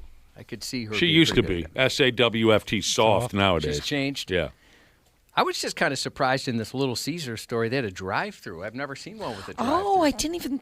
That completely went over my head. That'd be convenient. That's pretty cool. Get a hot and ready without getting out of your car. Apparently, no Caesar has been safe as of late, culinary or historical, as another Caesar-themed calamity has unfolded, this time down under. Teachers at 9 high schools in northeastern Australia have staged a tragedy worthy of Shakespeare. They spent an entire term drilling students on the deeds of Augustus Caesar, only to discover days before the ancient history exam the syllabus demanded Julius Caesar be studied, the kind of plot twist which would make a Roman senator spill his goblet of wine. Augustus was the first Roman emperor, the adopted son and chosen heir of Julius Caesar, stepping into power after Julius was assassinated on the Ides of March in 44 BC and then taking on the legendary Caesar name. Yeah, I know. Yet for the students, all that knowledge suddenly seemed misplaced. Since the statewide ancient history exam makes up 25% of their grade for the year, the mistake was big enough to cancel the test just 2 days before taking it, but after months of studying, the wrong guy. Oh, I can't even imagine. Apparently this was an all-fail Caesar. I can't even imagine how big of a screw-up this is. In the end, the students were excused from taking the test altogether, while the education minister has vowed to investigate how such a mix-up was able to happen. That's hilarious. A Southwest Florida educator is on the fast track to unemployment after she was accused of showing up to work coked up and allowing students to use her vape. Can't bring drugs into school, 2025, we really can't be having that. I would argue even before 2025. We really can't be having that. The Lee County School District has moved for the woman to be fired. Maybe the school board should test teachers, every couple of months and make sure, that they're clean. She was accused of being under the influence of cocaine in the classroom, and then in a bold attempt to redefine student engagement, she let kids vape in her class, even being so nice as to allow students to use her own personal vape. The school is putting all their efforts on trying to make sure that kids don't have their phones out. Meanwhile, they allow teachers to go into school high on cocaine. Well, they don't really. Yeah, make that make sense. Really allow it. This kid's really mad about the phone policy. Yeah. It's never been allowed. Yeah. They are going to fire her for this. Don't get it mixed up there, kid. I mean, I know you were on TV and trying to be poignant and have something to say, but... We get it. You love Pornhub. We all do. We all do. You can get your phone back after class. Right. They're not encouraging teachers to show coked up. The teacher was also accused of moonlighting as a school snack dealer, which was against the rules. A hearing in the case is scheduled for later this week. What? Well, a snack dealer? I had some buddies make some good money back in the day by selling Mountain Dew out of their locker. There was a kid that used to loan money for the snack machines and then charge a ridiculous amount of interest. Dude. He would just hang out. This guy, he ended up going to start his own businesses and he's super successful. I bet, yeah. He would hang out and just when somebody needed some quarters or whatever, he's like, yeah, no problem, I got you. Just double the money tomorrow. Oh, that's hilarious. In what doctors might politely call a spectacularly poor prognosis for staying alive without supervision, a Pennsylvania patient suffered serious burns after investigators say she lit a crack pipe while lying in a hospital bed hooked up to oxygen. Oh, where did they find her? Like 2 counties over? Yeah, 2 states over. Did she blow up? Yeah, she did. Oh, no. She was severely burned, as you can imagine. The fire started, they said, while she attempted to light that crack pipe right next to the oxygen. Gotta have that crack. What the hell is wrong with you? Yeah, she really wanted the crack. And they're just letting patients do this, according to that last Yeah, They're right. encouraging it. I can't look at my cell phone during math class, but they let people smoke crack at the hospital next to an oxygen tank. Hospital security managed to put out the fire. She was moved to a burn unit for treatment and is now facing felony charges. Felony charges? Yeah, she could have. Well, she could have killed everyone in the room. Exactly. Yeah. Other people could have been hurt as well. Call of Duty, one of the most successful video game franchises in history, is officially headed to the big screen, with Peter Berg and Taylor Sheridan leading the charge on the adaptation. The pair will co-write the script and produce it together. Berg will step behind the camera to direct. The two have been close collaborators for years. Fans might remember their previous work on Hell or High Water, amongst others. Oh, I like that one. That was a good one. It actually earned 4 Oscar nominations and cemented the reputation for gritty, character-driven storytelling. The movie will be a live-action take on the series, though for now little has been revealed about the project. The first-person shooter first arrived in 2003 as a World War II simulation and has since become a global phenomenon, selling more than 500 million copies worldwide. I got a bad feeling they're going to put The Rock in this. Oh, you think so? Yeah. I don't know. Taylor Sheridan doesn't seem like Oh, someone who yeah, would I put guess the- you're right. Yeah, he's not really a stunt casting type of person. No, I don't see him doing that. Maybe. You never know, I guess. I like that Hell and or High Water motion picture from a while back. I think Taylor Sheridan's great. I watch everything he does. And I'm just- really looking forward to Landman coming back. I just wish Jeff Bridges would have killed that prick at the end of the movie. The series premiere of Crutch is now streaming on Paramount Plus, a sitcom starring Tracy Morgan as a guy whose 2 adult children move back into his Harlem home. On NBC tonight, the second season premiere of St. Denis Medical starring David Allen Greer, and the Monday Night Football matchup this evening between the Cowboys and the Cardinals in Dallas. Sending some love to the family of Uncle Jerry, who sadly passed over the weekend. We were sorry to read that today. Thank you to Wisconsin Fish Cop Jesus, along with every podcaster listening when we can. You can, that is. We appreciate it. Shout out to budding American hero Lucas, leaving for Marine Corps boot camp today. And happy 15th to Drew from Dad, way out of my league, Jesus. And that's 93X News.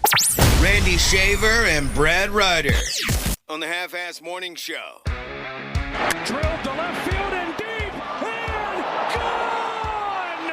No way! Miguel Rojas! Fly ball to left field. Hernandez on the run with Paez over his head.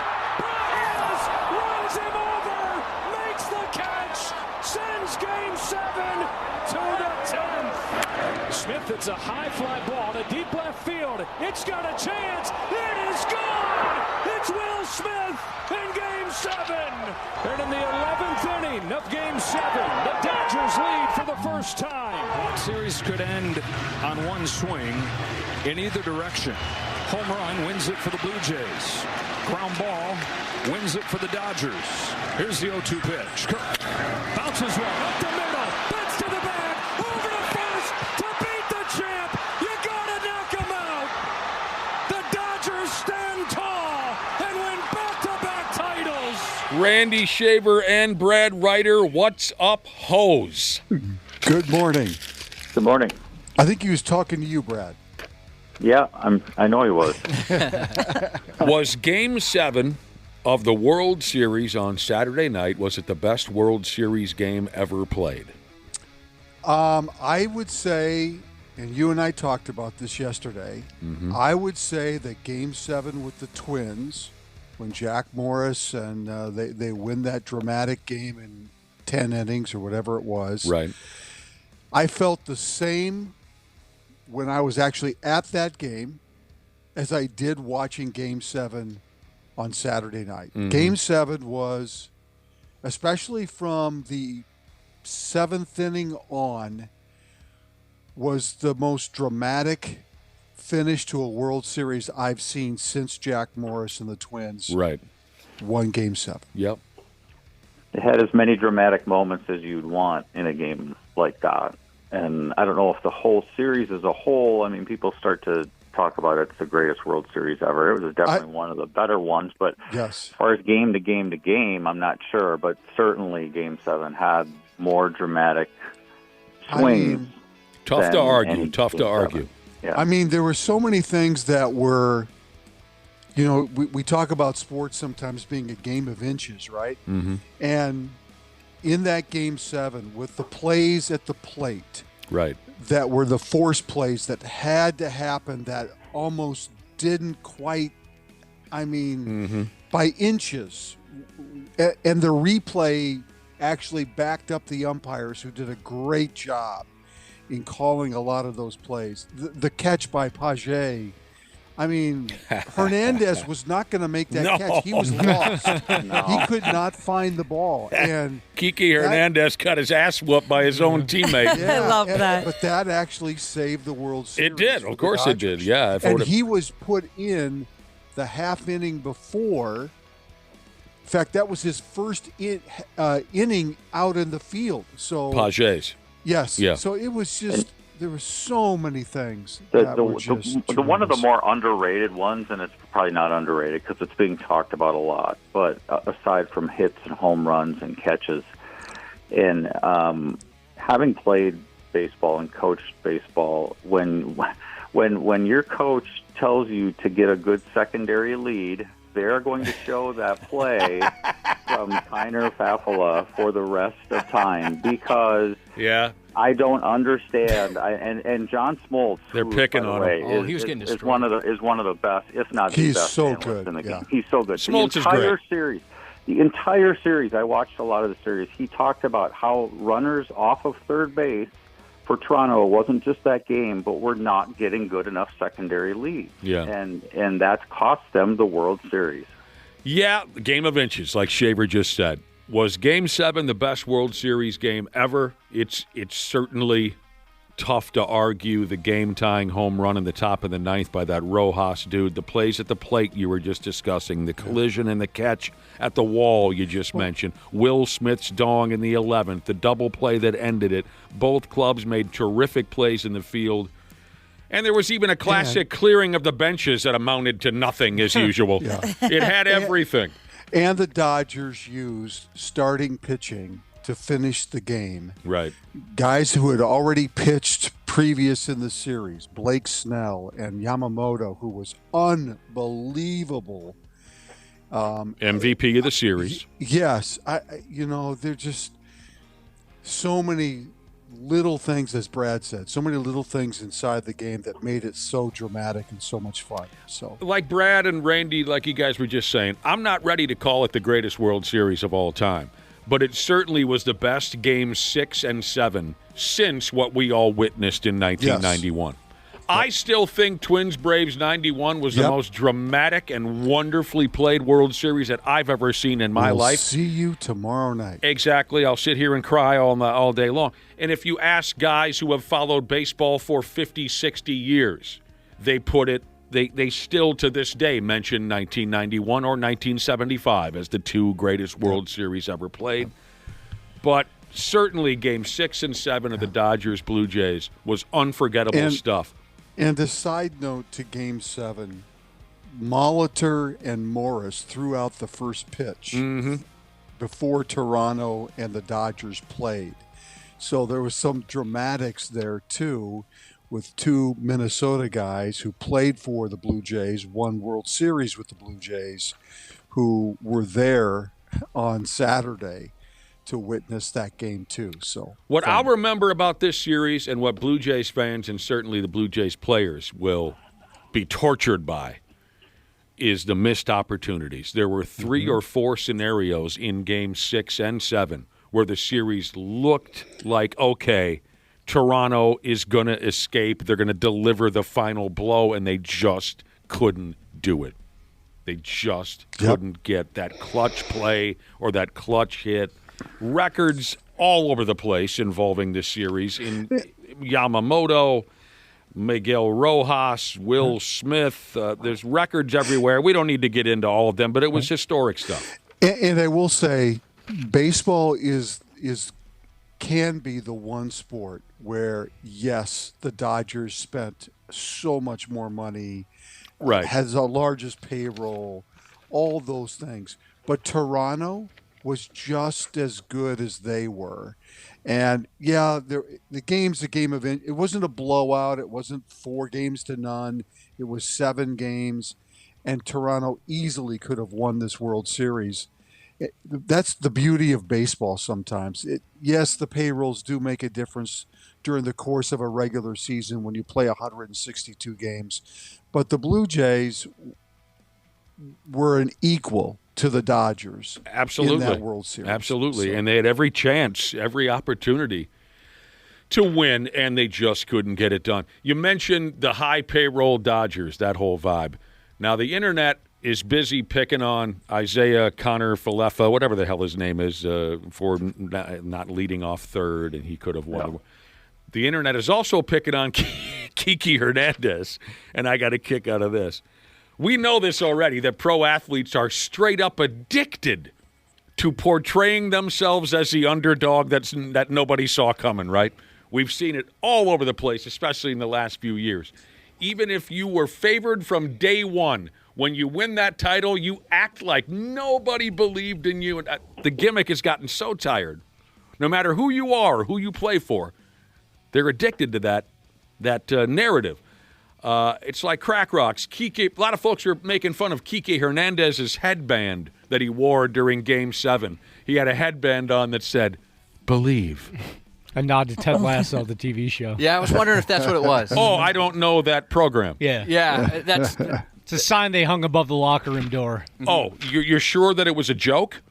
I don't know if it was a joke, but it was definitely in the font of the Ted Lasso sign. Oh, then it definitely was related to that. Okay. If it was the same font. Yeah, same font, yellow font, blue handwriting. I just read about it. I didn't see it. Oh, okay. That's got to be what it is. I've never seen the program, and neither have quite a few other people, because they were picking on Kiki Hernandez for pushing that narrative.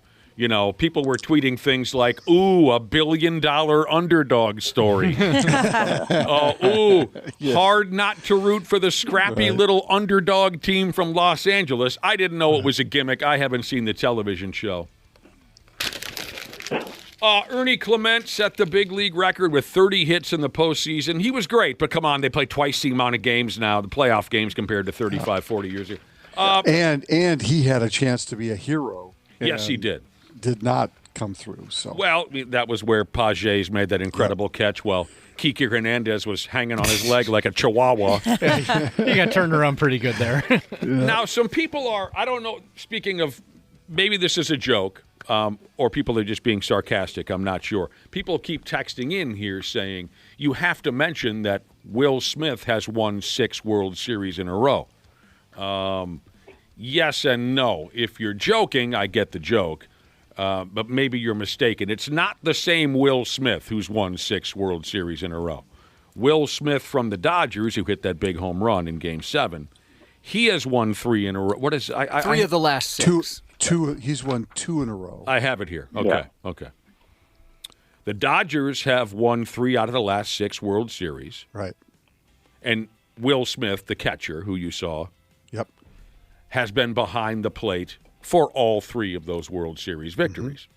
Yep. There's a different Will Smith, a relief pitcher, who's bounced around.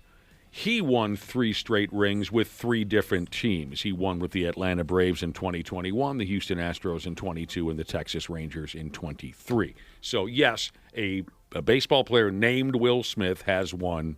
Right. Just 2 different guys, in case you were confused. I think Will Smith, the catcher, also set a World Series record for the most innings behind the plate in a World Series. Not only one game, because he caught the entire 18-inning game. Yeah. God, how do you walk after that? I know. And you just got to believe, Dana. He's had the most consecutive innings as behind the plate in a World Series. Even when you're a scrappy little low-paid catcher for the Dodgers, right? You got to gut it out, Dana. Yeah, drives a station wagon to and from the ballpark. I'll tell you how you gut that out when you look at your friggin' bank account. That's how you gut that out.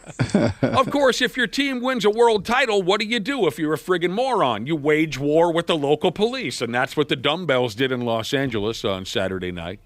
Shooting fireworks at cops, vandalizing cars, smashing windows, throwing beer bottles at cops and firemen. That's who we are now. That's called Tuesday night in L.A. That's not necessarily after a World Series win. The cops had to dump the tear gas on them, Cubby. Oh. And the cops had to beat the piss out of a couple of dudes. It says here there were no major injuries. It's funny. You're right, though, Brad. I did see some people joking, saying, I didn't notice a difference. Yeah.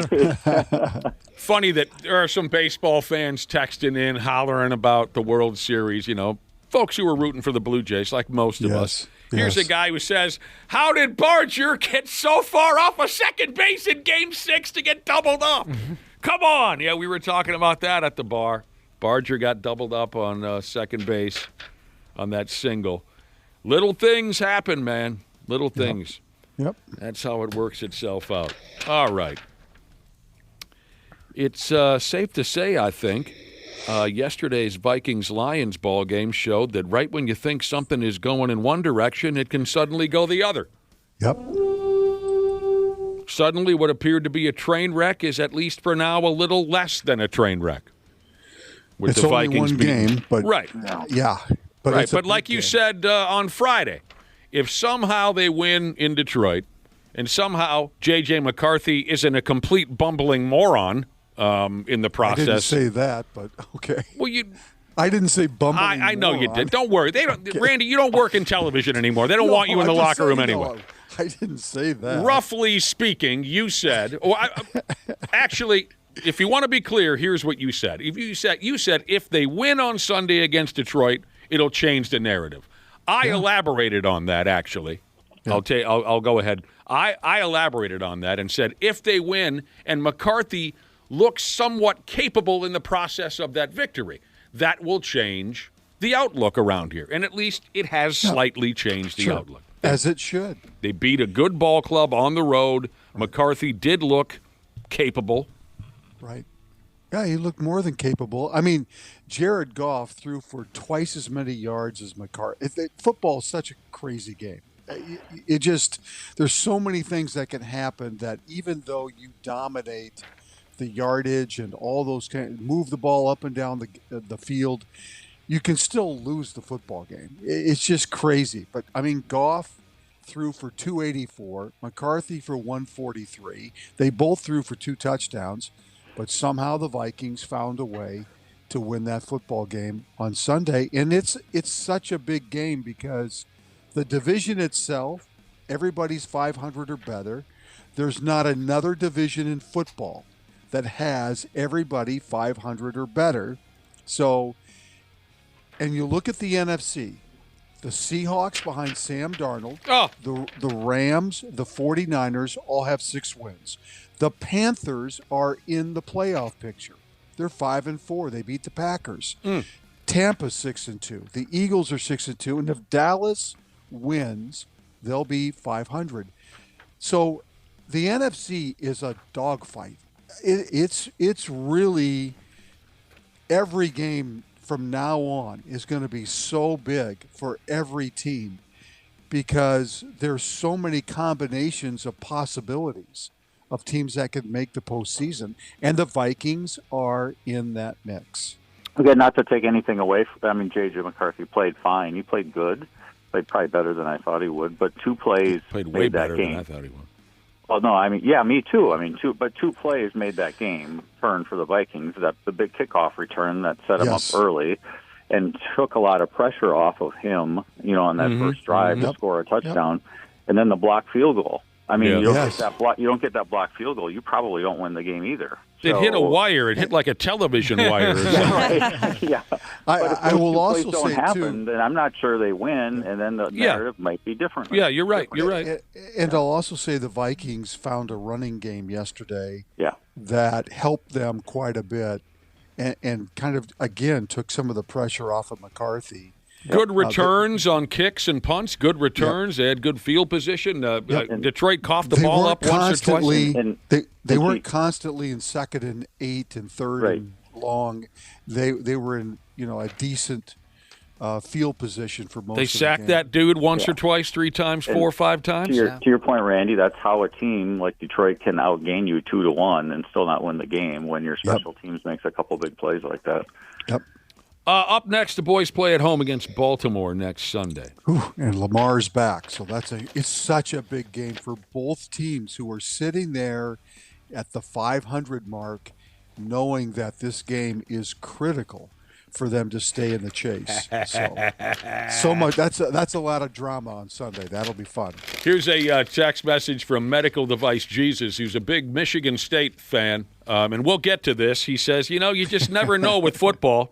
Sometimes a penalty is called, announced, the chains are moved, and then the refs get a call from Las Vegas and say, never mind.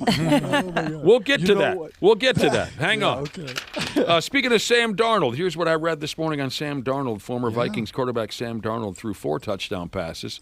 The club he plays for, the Seattle Sea Ducks, beat Washington's ass, and it says here he has boosted his MVP odds. Yes. That would be something. How about the Chicago Bears scoring 47 points yesterday to beat Cincinnati? How about even bigger than that? The collapse by the Bengals. Oh, my God. I don't know. There was a collapse? Oh, Nick, I have never seen. I don't follow these things. What was the score? The Bear. It was like, I don't know, was it 52-47 or something? Well, no. Crazy? Where did the collapse come into play? No, the collapse comes. They take the lead with under a minute to go. Yeah. And the Bears have no timeouts. They're starting at like their 10-yard line, and they just go right down the field. But then Williams throws a pass across the middle. I don't know if you saw Brad, did you see the play? Yeah. The Bengals safety doesn't even try to tackle him. He just tries to hit him. Oh. Like, he doesn't wrap up. Yeah. And the tight end shucks him off and goes in for a touchdown with 10 seconds left. Yeah. And the Bengals lose the game. The Bengals have now lost 2 games in a row in which they've scored 38 or more points. Think about that. They've scored 38 or more 2 games in a row and lost both You games. talk about a team that's going to have some locker room issues. I mean, there were some quotes coming out of that locker room after the game yesterday that, oh boy, if you're a coach on that team, you got some work to do because your 2-star receivers are very pointedly going after the defense. They're a mess. Josh had locker room issues in high school. Yeah, he don't want to take a shower in front of the rest of the guys. Just once, I'd like to spend like a game meeting not within the locker. Just get me out with the rest of the guys. That was his problem in the locker room. They just put him in the locker. They Stuffed him in the locker. Jacksonville Jaguars kicker Cam Little, and now he has the record. He hit an NFL record 68-yard field goal. That's crazy. Against the Raiders yesterday. So he breaks the old 66-yard record from a few years ago. Yeah, but keep in mind, he was the guy that hit the 70-yarder in the preseason. Right. So he deserves to get this mark because he's proven he can do that. So. He's now the all-time record holder, 68-yard field goal in a regular football game, in a regular season game. There have now been 7 field goals of at least 60 yards this season. Like I told you a couple weeks ago, kickers are killer cyborgs now. They're not just – yeah. I could remember. I know you talked about. Oh, I'm sorry. I know you talked about Sam Darnold, but he had more touchdown passes than incompletions last night. I'm sorry. What? Too. He had more touchdown. Who's passes he? Than Sam Darnold. Sam Darnold had more touchdown passes than incompletions.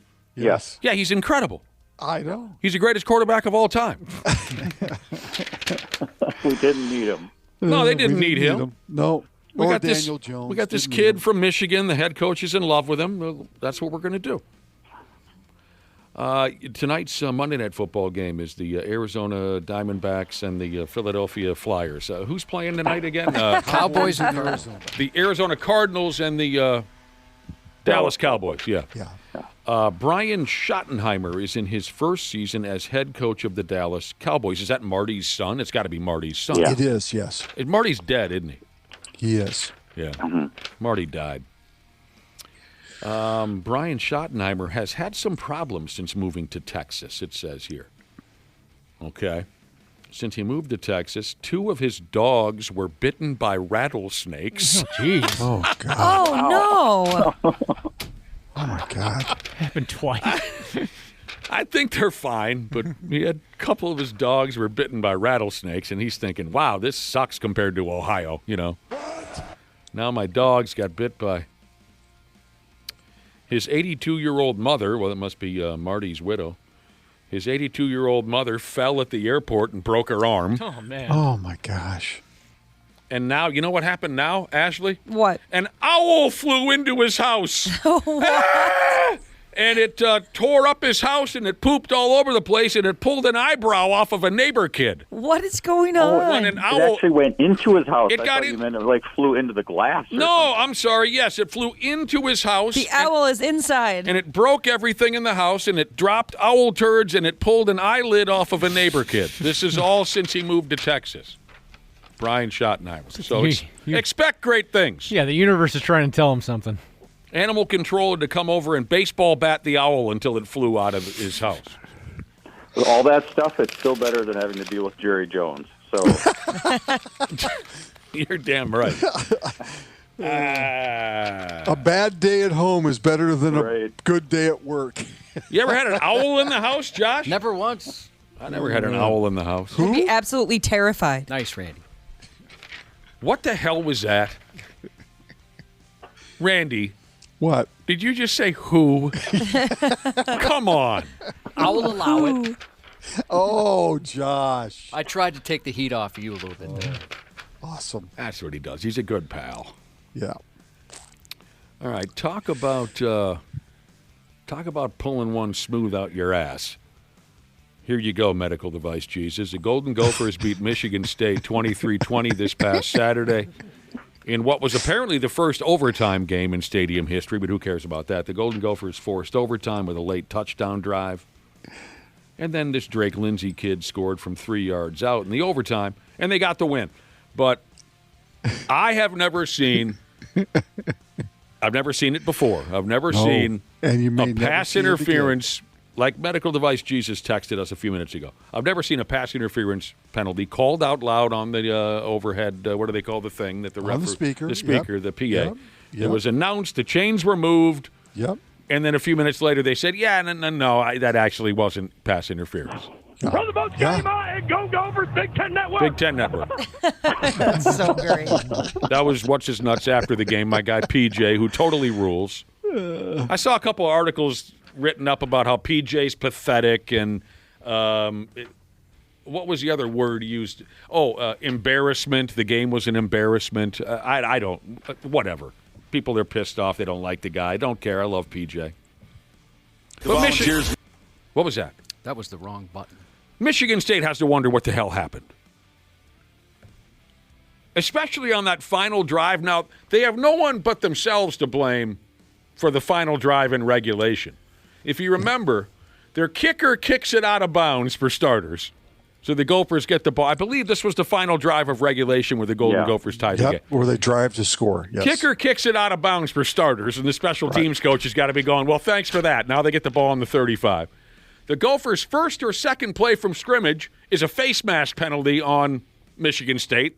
That gives them an extra 15. Jesus, they're at the 30 before he even knew what the hell was going on. Right. Then there was a pass interference. But, yeah, it was a out-of-nowhere type of a thing. I mean, the Gophers looked fairly lifeless. Those kind of things always seem to happen against us, not for us, right? And I say us in quotes, whether you're a Vikings fan or a Gopher fan, those kind of calls always seem to go the other way. We never are on the receiving end of officials deciding after they've already moved the chains, wait a second, maybe that wasn't pass interference. So I'm sitting at home, I'm watching the game, I'm laughing because this never happens for us in the positive way. And then to take advantage of it and to win, send the game to overtime, to win the game, all of those things, crazy. Hilarious. Big win, too. I mean, that was a game they easily could have lost. So that would have been a bad loss. It would have been a terrible loss, Brad. It would have been a terrible State hadn't loss. won a Big Ten game all year. They still haven't. That would have been a bad loss. So now it's Ski-U-Mah, Row the Boat, Go Gophers, Big Ten Network. Row the boat, Ski-U-Mah, and go Gophers, Big Ten Network. Oh, I got the first two. I got them. Next up, PJ and the boys go play at Oregon. Ooh, good luck. Well, they got a week off, so it's not till the 14th. When PJ uttered that, did you see the video? Yes. He almost looked like he was in fast forward, didn't he? Yeah. It looked kind of fake almost. Well, that's kind of his thing. He tries to squeeze that all in as quick as possible. Yeah. That's his thing. Then he added Big Ten Network because... Would have been even better if the game would have been on CBS when he said that. Could have got out of there faster, you're right. Man. Did you know this? It says here that Vikings backup quarterback Max Brosner has been mentoring Gophers quarterback Drake Lindsey. Isn't that adorable? It is. He Yeah, did it that. is. No, he did that last year. And I'm sure this year too, but all last year, that's the story, is that even though Max was starting and playing, he was also spending a lot of time with Drake Lindsey. All right, fair enough. Yeah. Timberwolves. They play at Brooklyn tonight at 6 o'clock. They won their last time out playing at the Charlotte Hornets. There you go. Last game around, Julius Randle had a great game. He's been whooping ass. Well, he has to. Yeah. I mean, with Anthony Edwards out still with a hamstring, a lot of the offensive pressure goes to Julius Randle to score, because otherwise this team, I think, struggles to score points. So I mentioned this to Randy Shaver yesterday when we got together at the Wayzata Legion for our Freeze Out Cancer little party, giving away a freezer and whatnot. I still haven't seen how Dante DiVincenzo got his nose broke for him in that game against Charlotte, but he looks like Jack effing Carlson now. He looks like, or names, help me with he looks like Al Secord. He looks like Basil McRae. He looks like he got in a hockey fight. Yes. Yeah. Did anyone see the video of how he got his nose? I did not. His nose is now the letter Z, and they showed him on the bench. I watched the end of the Golden Gopher football game Saturday early evening and then quickly flipped it over to the Timberwolves. So I missed what happened to Dante, but they showed him sitting on the bench with his freshly stitched up nose. It's now the letter Z, and he's breathing out of his mouth, just. And everyone, you know how we are in the state of hockey. We love to just masturbate over, hockey players get a tooth knocked out or they get stitches and they come right back out. Let's give Dante DiVincenzo some credit because they fixed up his broken nose and he was right back out there without a mask on his face, nothing. If you can find a still picture of Dante on the bench with his freshly broken nose, it's just a picture of pain, but also quite hilarious. All right, John Morant is at it again. Oh, goody. Memphis. How do you say the name of that city, Josh? Memphis Grizzlies. Memphis Grizzlies point guard John Morant. What's up with that guy? He's acting like a child again. They lost to the Lakers last Friday. He did not have a good game. After the game, when the media put mics in his face, he was acting like a dick, blaming it all on the coaching staff. Why didn't you play more, Ja? You got to ask the coaching staff. What went wrong for you today? Go ask the coaching staff. Do you feel like, there was anything you could do differently, I guess? You go ask them. They had a whole spiel in here, so. From the outside, and the outside may be wrong, but from the outside, it didn't look like you had your usual energy tonight. Go ask the coaching staff why. Okay. You feel like you should play more? Go ask the coaching staff. Should I play more or not? Go ask the coaching staff. So that's not good. He was suspended one game by the Grizzlies for conduct detrimental to the, and that one game was yesterday. So the story is, it looks like the relationship between John Morant and the Grizzlies is about to come to an end. Isn't our guy Ryan Saunders a coach of the Memphis Grizzlies? Yes, he's one of the assistants, and the head coach of the Grizzlies is a first-year guy. So if you're having issues with him, I know that people pull the trigger on coaches quickly, but they're not going to pull the trigger on that guy this quickly. So, well, if they do, there was an article written up discussing, the top landing spots for John Morant if he's traded, and guess which club fell into the number one spot? The Timberwolves. No team is more desperate for a point guard than the Timberwolves, according to the article. Mike Conley, Jr., love him, he's 38. Anthony Edwards. It says here he must feel like he's the only true offensive creator on the ball club. I disagree with that. I think Julius Randle's an offensive creator. I'm with you, Randy Shaver. Well, let's just go along with it. So they say that John Morant would I think John Morant would cause more issues with the Timberwolves. Well, yeah, he likely would, but can he win us a title before he, you know what I'm saying? Yeah. Before he totally explodes? It might be worth the risk. What do you think, Brad? I don't think so. I think he'd cause more issues. I think the negatives outweigh the positives in that. And then the other part of that too is you've drafted some young kids to play, and if you go ahead and make a deal like that, unless you trade those young players, what's the message you send to those guys? I mean, at some point you've got to figure out, can these guys help me play? You've got to let them go out there and get on the court on a consistent basis and see what they can do. Yeah. Because that's your future. At least you drafted that way. My fear is that a guy like that would come in and he'd want the ball a little bit more than what we would be willing to let him have the ball. I mean by that is, on this team, the way the Timberwolves are constructed, your point guard is probably your third or fourth option. Right. Behind a healthy Edwards and Julius Randle and maybe even Jaden McDaniels. So you don't need a guy like John Morant who's probably going to want more plays run for him. He's a moron, but I'd love to see him playing for the Timberwolves. I would. I'd love to see what they could do together.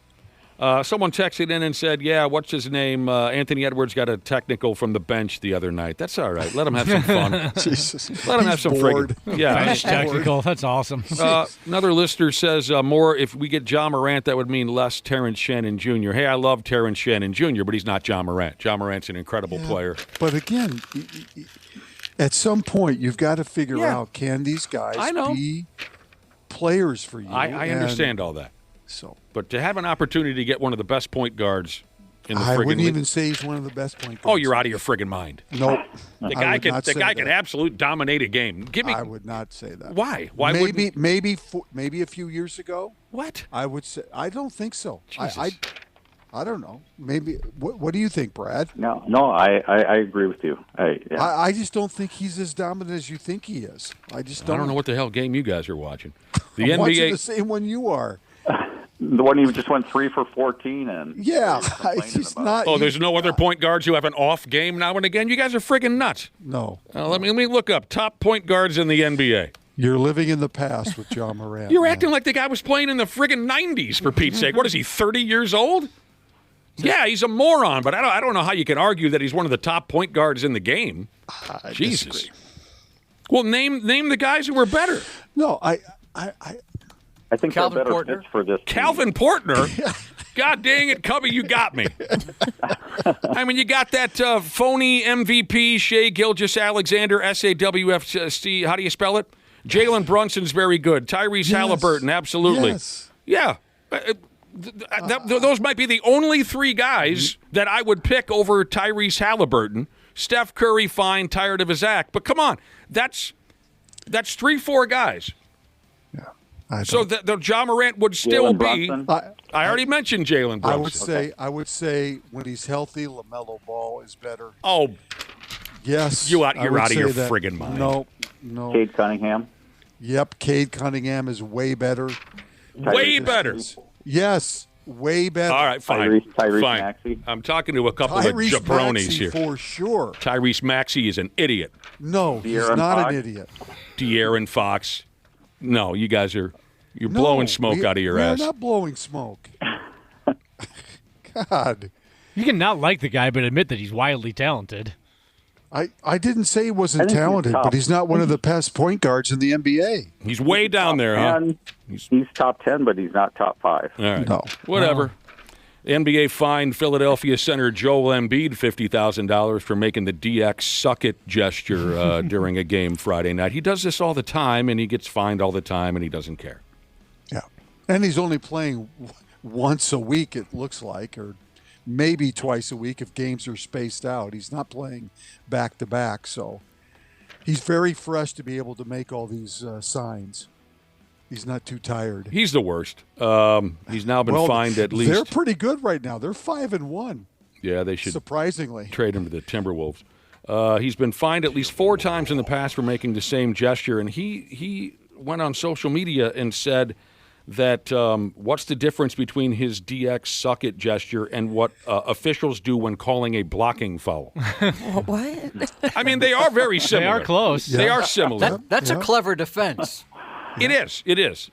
The charge, the official's arms more tap the hips as opposed to the Johnson.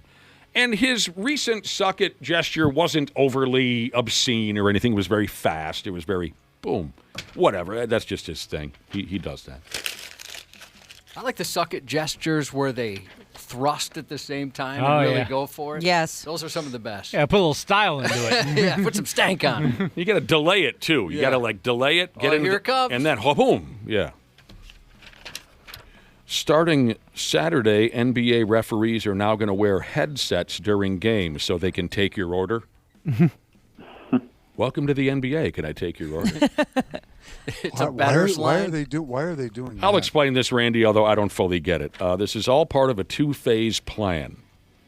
The first phase is expected to go into January. You'll see NBA referees having an earpiece clipped to their uniform so they can stuff it in their ear hole once in a while and communicate with the replay people. In the second phase, they'll wear an earpiece throughout the game, this, that, other things. And they're going to continue to experiment with this through at least the All-Star break in February. I don't know. I know the NFL officials do that. Even high school officials in football, they do that because they're so far apart from each other on the field that it speeds up the communication process. But for the NBA, I just don't. I mean, I don't understand why they would have to feel like they have to do that. I don't feel like the process is that delayed. Yeah, I don't to either. begin with. You know, unless they're listening to music while they're calming music. That's what they're going to friggin' do. It won't help things. They'll always be the worst officials in the entire world. I knew that was coming. It won't help anything. They're just absolutely horrible. They are not horrible. Jesus. Golden Gopher men's basketball plays what I believe is their first legit game of the new season tonight. Okay, good. Is it on TV? Is it on TV? Big Ten Network. Thank you, PJ. Is it on TV? On Big Ten Network? It says here, Big I'd like Ten. to watch that. Big Ten little T. I think that's a plus. Oh, yeah. Big Ten Plus. It's a plus. Yeah. Big Little Ten Plus. So, What time maybe is that's that a game, religious Nick? channel. Big Ten God. Big Ten Jesus. Big Ten Jesus. Big Ten Jesus. Big What Ten time? Plus, 7 o'clock. All right, who are they playing? What hyphen team are they playing? Gardner Webb. Yeah, I was just trying to find out. That's in North Carolina. Is that who they're Gardner playing? Webb. Yeah. Yes, they're playing Playing a hyphen team. Yeah. Okay, beautiful. Yeah. Well, it's Okay. First month or so, that's all they do. That's right. No, they play a state school next after this. They play Alcorn State on Saturday. Who can tell me where that is?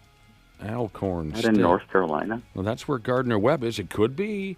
Alcorn State is in Mississippi. USA. But I am looking forward to seeing.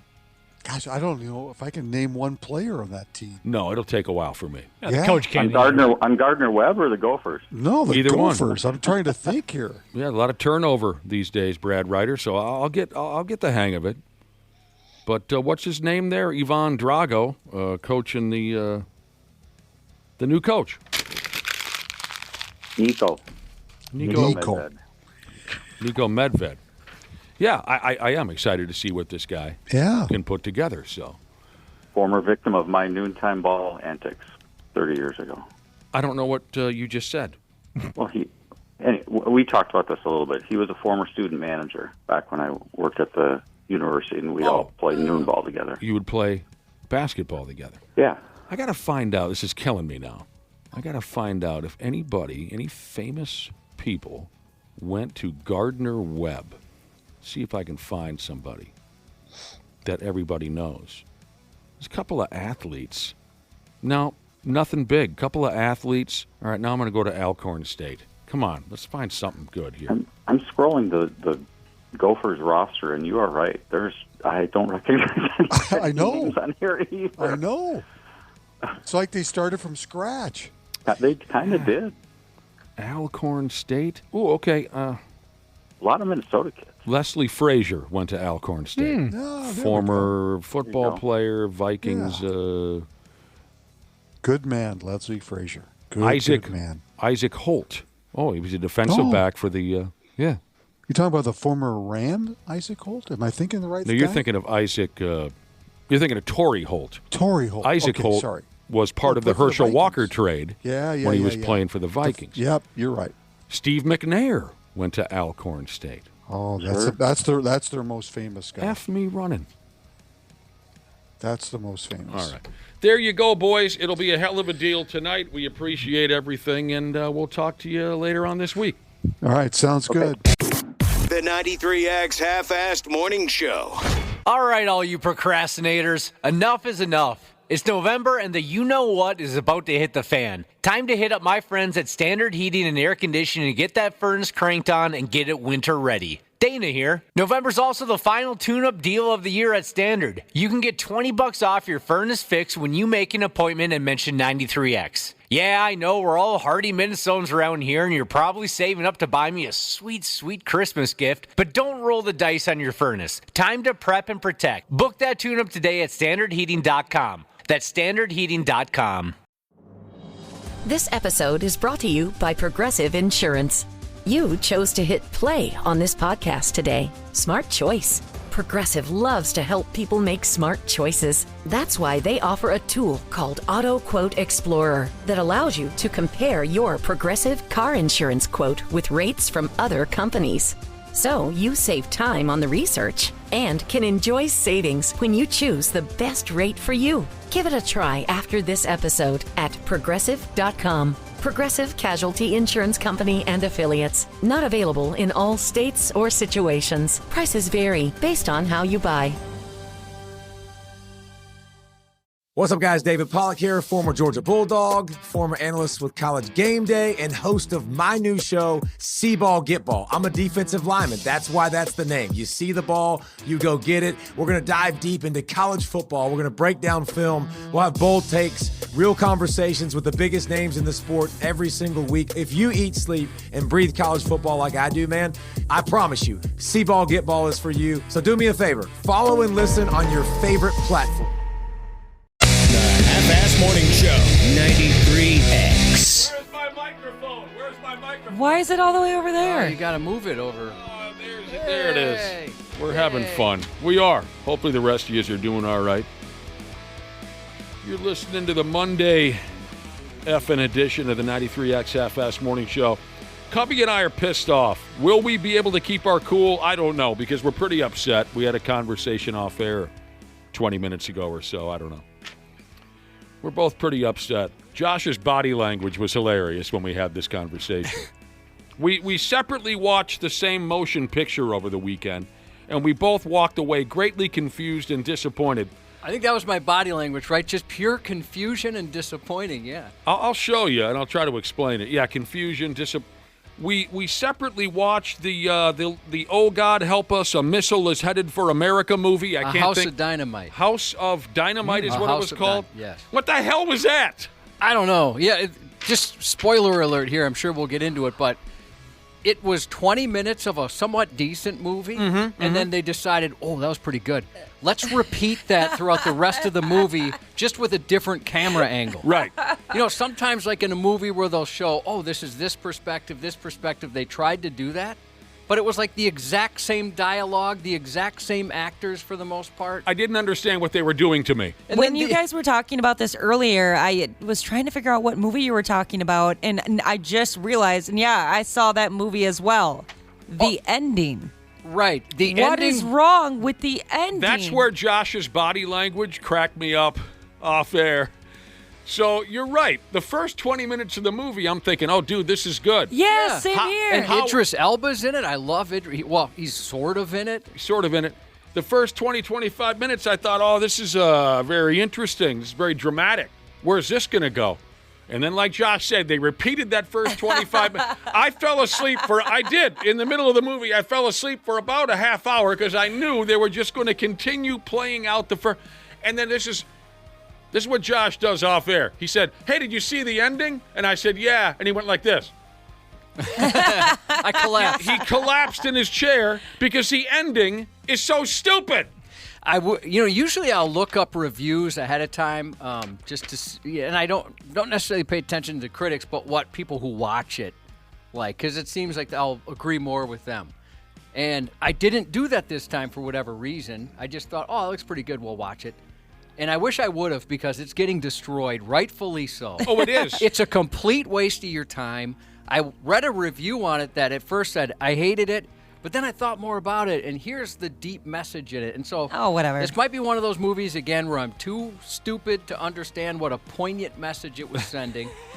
And then what's up with, like, the cameo from Angel Reese in the middle? I was not expecting that. I was like, is that Angel Reese? Why is she in this movie? She exactly. was. Yeah, if there was no real point to that. Because she's gorgeous. That's why she was in the movie. But I just, all right. So, yeah. If you liked it, let us know. So far, everyone is agreeing that it was so stupid. It's a complete waste of time. And I don't like to rip movies because I know other people like them, and I don't want to, feel like I'm attacking them. But what did you like about it if you did like this movie? So you said, in general, it got buried by critics. They're saying it was garbage. Not necessarily. Well, critics I didn't pay too much attention to, but by folks that watched Regular folks. Yeah.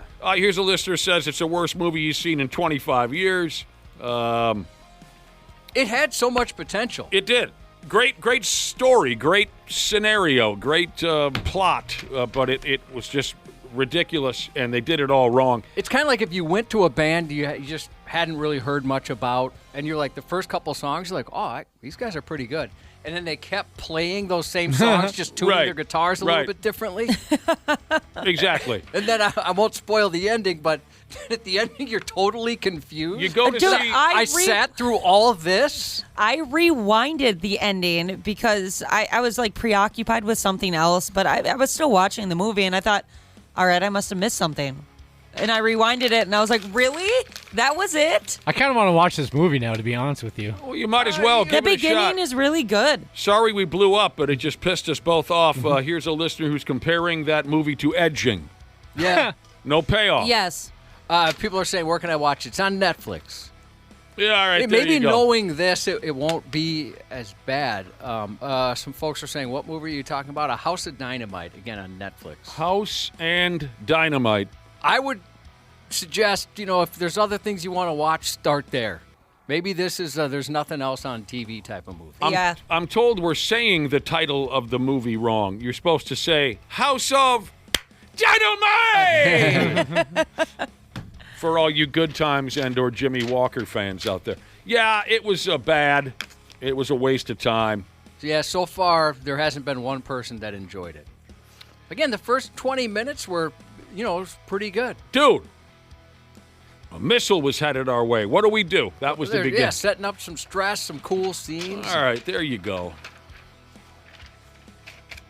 They did set up some things, and then it just... They got the tables, they just never went through the tables? Is that kind of what you're saying? Dude, it'd be like watching the Dudleys, and they get the tables. Yeah. And then everyone in the ring shakes hands, and they walk away. Yeah. All right. You know what it's like? It's called the House of Dynamite. It's like lighting a wick, and you're like, here we go, here. Oh, and then it fizzles out. Yeah. After you waited an hour and a half for that thing to explode. Yeah, House of Sparklers. Snakes and sparklers Snakes only. and sparklers. All right, what else is going on around? Yeah, Instigator Jesus says, I think the movie is to show how unprepared the government is for such an event. Yes, I agree, but I still think that it could have been a better movie.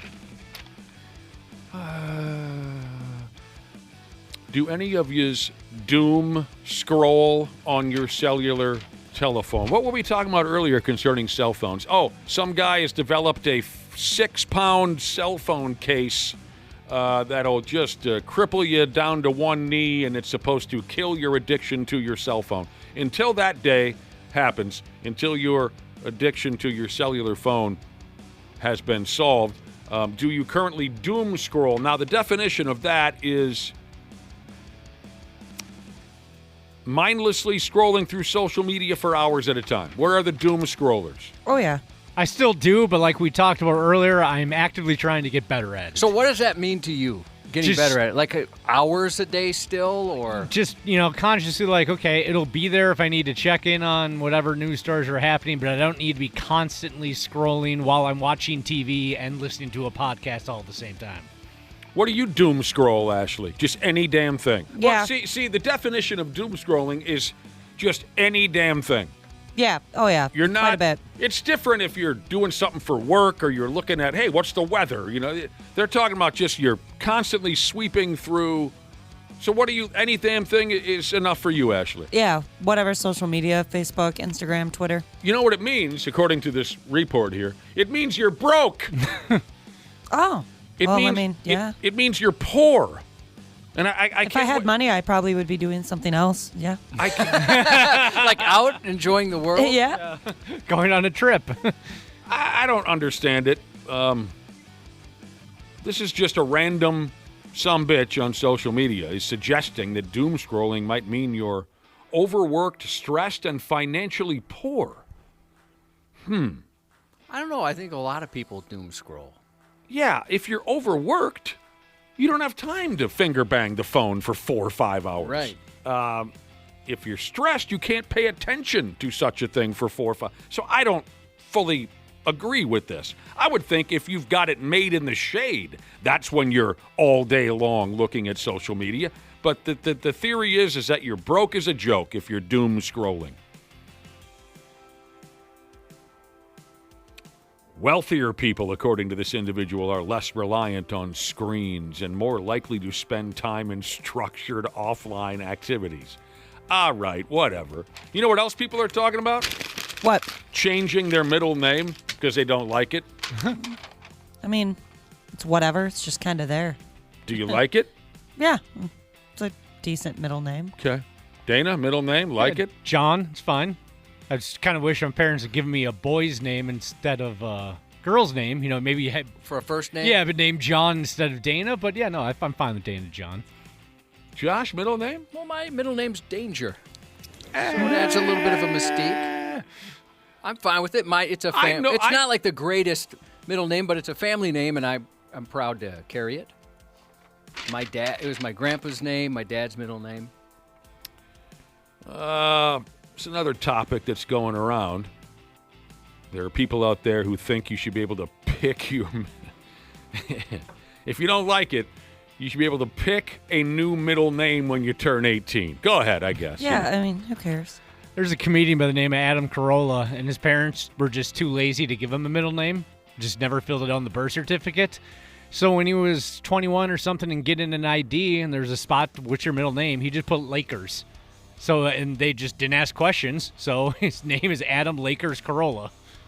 The big tall guy who used to do radio? Yeah. Uh-huh. Adam Carolla. Yeah, I know who that is. It's an interesting choice. Yeah, he goes, I had no rhyme or reason. He's not a Lakers fan. He was just like, there's a space for it. So he goes, what should I write? Lakers. His parents did that to him. No, his parents didn't give him a middle name. Oh, he did it himself. Yeah, sorry. When he was in his 20s or something and, registering for a new license, renewing his license, and they just had a spot there for it. So he just jotted in Lakers, and they didn't ask questions. Can I go this route real quick? I'm going to go for it. Never found that guy the least bit funny. Oh, really? I thought he was very funny. I loved him back in the day on Loveline. Oh, yeah, he was so I hated Loveline. I have a friend who has his middle name is an initial. So he'll say his middle name, and people will say, well, what does that stand for? Yes. And you have to say, no, it's just a word or just a letter. That's it. Yes, one of my best friend's middle names is just an initial. And it was because his dad it was a family name, and his dad had the the middle name, and hated it. So he wanted to carry on the tradition, and he did in the way that he just used the initial. Huh. I don't know the story behind my pal who has just a middle initial for his middle name. Next time I see him, I'll ask him. So... whatever, if it becomes legal or whatever the proper term is for people to change their middle name when they turn 18, I couldn't give two pumps. But I have made this statement before, and I stick with it. I do find it just a little bit disrespectful when people just up and change their name completely. Disrespectful to their family. Yeah. Now, if you come from a family of psychomaniac, evil prick bastards that you hate, that's a totally different story. Yeah, if my last name was like Bin Laden, I'd probably want to change that. If you're avoiding some major problems, or if you just hate your bastard family and they've been nothing but cruel to you, obviously understandable. And don't blow up at me. I'm just saying I find it slightly disrespectful because I know a couple people who just changed their names because they wanted to have a rock starry sounding name. Yuck. They came from good families. Their parents were nice people. They just wanted to stand out a little more. And I always thought, boy, I wonder what mom and dad made of that. They probably thought, well, Jesus, he or she doesn't care at all for where she came from. That would hurt a little bit if my son, when he got older, decided to change his name. Yeah. Like, dude, I spent time thinking of that. Sure. But some of the names nowadays are so ridiculous you could understand. Oh, yes. Like that. What's the famous one, Marijuana Pepsi or whatever her name is? Good point. I didn't consider that. Young people today, they're in trouble. You're being hammered with the worst names imaginable. When you turn 18, I wouldn't blame you if you went the other direction completely. That's a very good point. One of my favorite middle names, you've heard me tell stories about this guy up and down on the radio. My old neighbor, Pistol Pete from across the street. I love you, Pistol Pete, wherever you are. He's across the street. Well, no, not anymore. He's moved. Moved on, yeah. His middle name is Blue. Oh, that's cool. Yeah. Pistol Spelled Pete. like the color? Yeah. Pistol Pete from... Wouldn't it be something if it was B-L-E-W? Yeah, like that. Pistol Pete from across the street's middle name is Blue, and I always thought that was so cool. We first met when we were 5 years old. That's when we became best friends, me and Pistol Pete from across, and I thought that was so cool. But his parents were cool. When his family moved next door, we're little 5-year-old kids. We go running over onto their property to see what the new neighbors look like. And his dad and mom, at the time, this is 1976, looked like, I thought they were John Lennon and Yoko Ono. They had this hippie, long-haired rock star look. So he came from an interesting background, and they dumped the middle name of Blue on him. So there you go. That's another thing that's happening. People are talking about whether or not you should be able to legally change your middle name when you turn 18. I mean, aren't middle names usually to honor a family member? Yes. At least maybe that's not the case anymore. That's what it used to be. That's what it used to be. Now it's to shock the neighbors and have the original, it's a different story now, as you know, with first names and middle names. Now it's how unique can I be? Yeah. But it used to be, yes, absolutely. Like my sister has two to honor two great aunts. So she's got a couple. There was an argument, and there was I don't know how that worked out. Nobody would give way on. I guess not. So really, they had to include both aunts' names. It says here that some people. Well, speaking of Josh, some young people who want to change their middle name want to do it to honor a family member of their choice. Some want to honor a historical figure that we love. Change your middle name to, Abraham Lincoln. Pay homage to a celebrity. Oh, I want to change Don't do that. my middle name to Pink or Rambo. There's all different directions folks want to take it. You may regret that celebrity one, though, if, what if somebody 15 Me years Too? ago is, I'm going to change my middle name to Cosby. I don't know anybody named Cosby. That would suck, wouldn't it? My God, sorry. Well, we've talked about Siri. Don't you have a friend named Siri? I do have a friend named Siri, yeah. She can't stand it. And by the way, sorry if I triggered somebody's phone there, which in turn triggered you. Yeah, for the first 25, 30 years of her life, it was a great name. Then all of a sudden, Apple came out with that thing, and she's like, oh, my God. Yeah, Karens now, they're taking a beating. Yep. Josh, I'm going to put you on the spot here. If you were to change your middle name to honor a historical figure, who might it be? A historical figure? And then let's go celebrity. Let's start with historical figure. Boy, that's a good question. I don't know. Because first I'm thinking like a war hero. Yeah. But maybe more of some sort of leader. Wow. Colonel Sanders. Is that a combination of both? I like that. That's a great choice. I'm going Colonel Sanders. I guess the perfect combo. That's not bad. The dude did a hell of a job there for quite a few years. That's a tough one. The historical figure one is tough. What about a celebrity? Sylvester Stallone. So I'd probably go Sylvester. Wow. I thought maybe you'd pick a guitar player. Oh, I didn't even consider that. Like Josh Van Halen Bitney. Oh, dang. I didn't even consider that. that's better. That's got a ring to it. All right. Yeah, that's the historical figure one is clearly the more difficult question. There's a lot of folks from back in the day that I thought highly of, but enough to place it into my legal name? I don't know. Clubber Lang. Mr. T's character from Rocky III? Why wouldn't you go Apollo Creed? I like both characters, don't get me wrong. It's a deep cut. Ooh, Apollo isn't bad. It's got a there's like some pop behind that, you know what I mean? Or Creed. Creed would be cool. He died before you were born, but you had a father. What was his name? And the movie screen just said, Creed. Remember that from when you saw?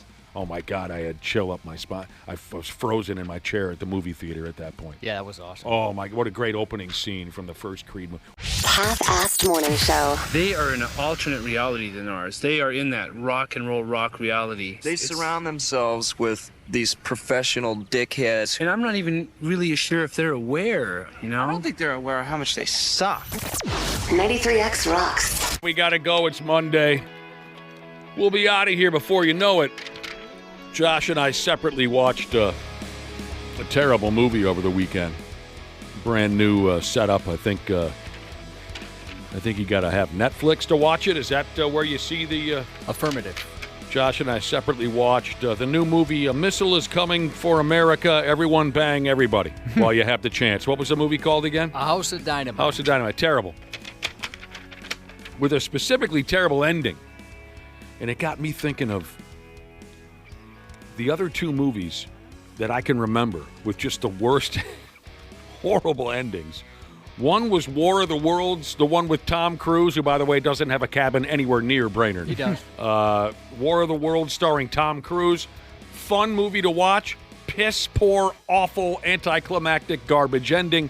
The other was one of the deranged killer Rob Zombie movies. House of a Thousand Corpses. The other one. What was that one called? I'm still mad about that movie, too. The Deranged Friends of Rob Zombie. I haven't seen those movies. Out of Control Lunatic Killers. Horrible ending where they're riding together in slow motion in a convertible being shot to death while listening to Freebird. The Devil's Rejects. The Devil's Rejects. Oh, horrible, awful. But listen to this. A listener texted in on the topic of movies, bad ones, and they mentioned War of the Worlds. That's what got me thinking. A listener says, if you watch the new War of the Worlds movie starring Ice Cube. Yeah, it's pretty bad. I heard that You did watch terrible. it? It's pretty bad. At one point, it had 0% on Rotten Tomatoes. I just looked it up. It's up to a 4%. Okay. So it's the same story, but yet with Ice Cube in the starring role? I guess and it's so. like all on a computer. It's like one of those movies where you're like seeing it from like webcams and stuff. Oh, okay. Yeah. Okay. I've heard it's absolutely awful. I did not. I like Ice Cube. Don't get me wrong. For God's sake, he's in Friday and Boys. What was the rest of the Boys to title? Men, From the Hood. I was a little angry that I wasted my time with that one. Oh, so you did watch this? Yes. I like the guy. I didn't know he was in the new War of the Worlds movie. That's hilarious. A listener said it was just awful. And we were talking about middle names. Young people these days, when they turn 18, they want to be able to change their middle name for various reasons. They want to sound cute. They want to pay tribute to their favorite musician, things like that. A lot of reasons why they want to change their middle names. What I have here in front of me, I believe, and this is changing. So many bizarre names are being put on children now that this will change. But for now, I think I have the most common middle names here in the United States of America. Do you want to try to take a guess? What are the most common middle names? I bet mine's on there. Anne? Or Marie. It's right up there. Marie has to be. Yeah, it up has there. to be. They're up there. I have the top two for females. It's not Anne or Marie. Marie! That was the middle name of the best girl in the whole world. Of course, my old Springer Spaniel, Megan Marie. It's surprising. Right up there, though, Smashley. You did very well with your guesses. What I have here is May and Grace. Grace. Mm-hmm. I don't think I know anybody with the middle name May. Do you know what the name means? May? No. It's the month right before June. I'm kidding. Oh, I was like, that's kind of lame. M-A-E, May, beloved. What about for Dodes? John. Yeah, I was going to say John's very common. It's right up there, boys. Right up there. I'm so basic. But not in the top two. What's that? I'm so basic for having the middle name John. Michael? Damn close. Thomas? That's a good one, too. Yeah. Also damn close. What I have here in front of me is William and James. James. I love the middle name That's James. my son's middle name. And he's also one of your favorite people in the building. Yes. Just saw him on Friday. Love James. Or Thursday. I think the guy's extraordinarily weird. He makes me uncomfortable. James does? Yeah. Is it because he's never had cereal? That's part of it. He's a grown man who's never had cereal. That's true. He never has. And he refuses. Let's list the other weird things about our coworker James while we have a couple minutes to burn here. The only thing I can think of is food things. He sat crisscross applesauce at your house. That was weird. He was high. I think that's where that was. I think I've sat in that same position when I've been high, too. He was one of 3 people that evening that was really, really baked. And they were all sitting in weird positions. I'll tell you something else weird about James. He's not very tall, but he looks like he should be. I know what you mean. You know what I mean? You know what? Dana's the opposite. Yeah. He's very tall, but looks like he shouldn't be. You should be shorter by looking at the rest of your frame. Like your torso is very small, Dana. Huh, interesting. So you should have been shorter. James is built like he should have been taller. You see that once in a while. Like a really short guy with really broad shoulders. Like, what are you doing being so short when your shoulders are there? His hair kind of makes him look taller, too. His hair's always kind of up. He's short, and it appears that he should have been taller. There were plans in there somewhere for him to be taller, and they went sideways. It's a scientific thing. It's like a medical thing, Josh. You know what I'm saying? Huh, yeah, I guess I'll have to look at him again to see if I don't notice that. At any rate, we appreciate you listening, and we'll be back tomorrow. That's about all I got the energy for, Cubby. Best of luck to Ashley starting a new job today from her husband, sexy garbage man Jesus. Happy 16th decade from no half-assing here, Jesus. And married way above my league, Jesus. Text the Luther Bloomington Kia text line with a happy birthday wish to his smoking hot wife, Nyla. Have an awesome Monday. The 93X Half-Assed Morning Show. All right, all you procrastinators, enough is enough. It's November and the you-know-what is about to hit the fan. Time to hit up my friends at Standard Heating and Air Conditioning and get that furnace cranked on and get it winter ready. Dana here. November's also the final tune-up deal of the year at Standard. You can get $20 off your furnace fix when you make an appointment and mention 93X. Yeah, I know we're all hardy Minnesotans around here, and you're probably saving up to buy me a sweet, sweet Christmas gift, but don't roll the dice on your furnace. Time to prep and protect. Book that tune-up today at standardheating.com. That's standardheating.com.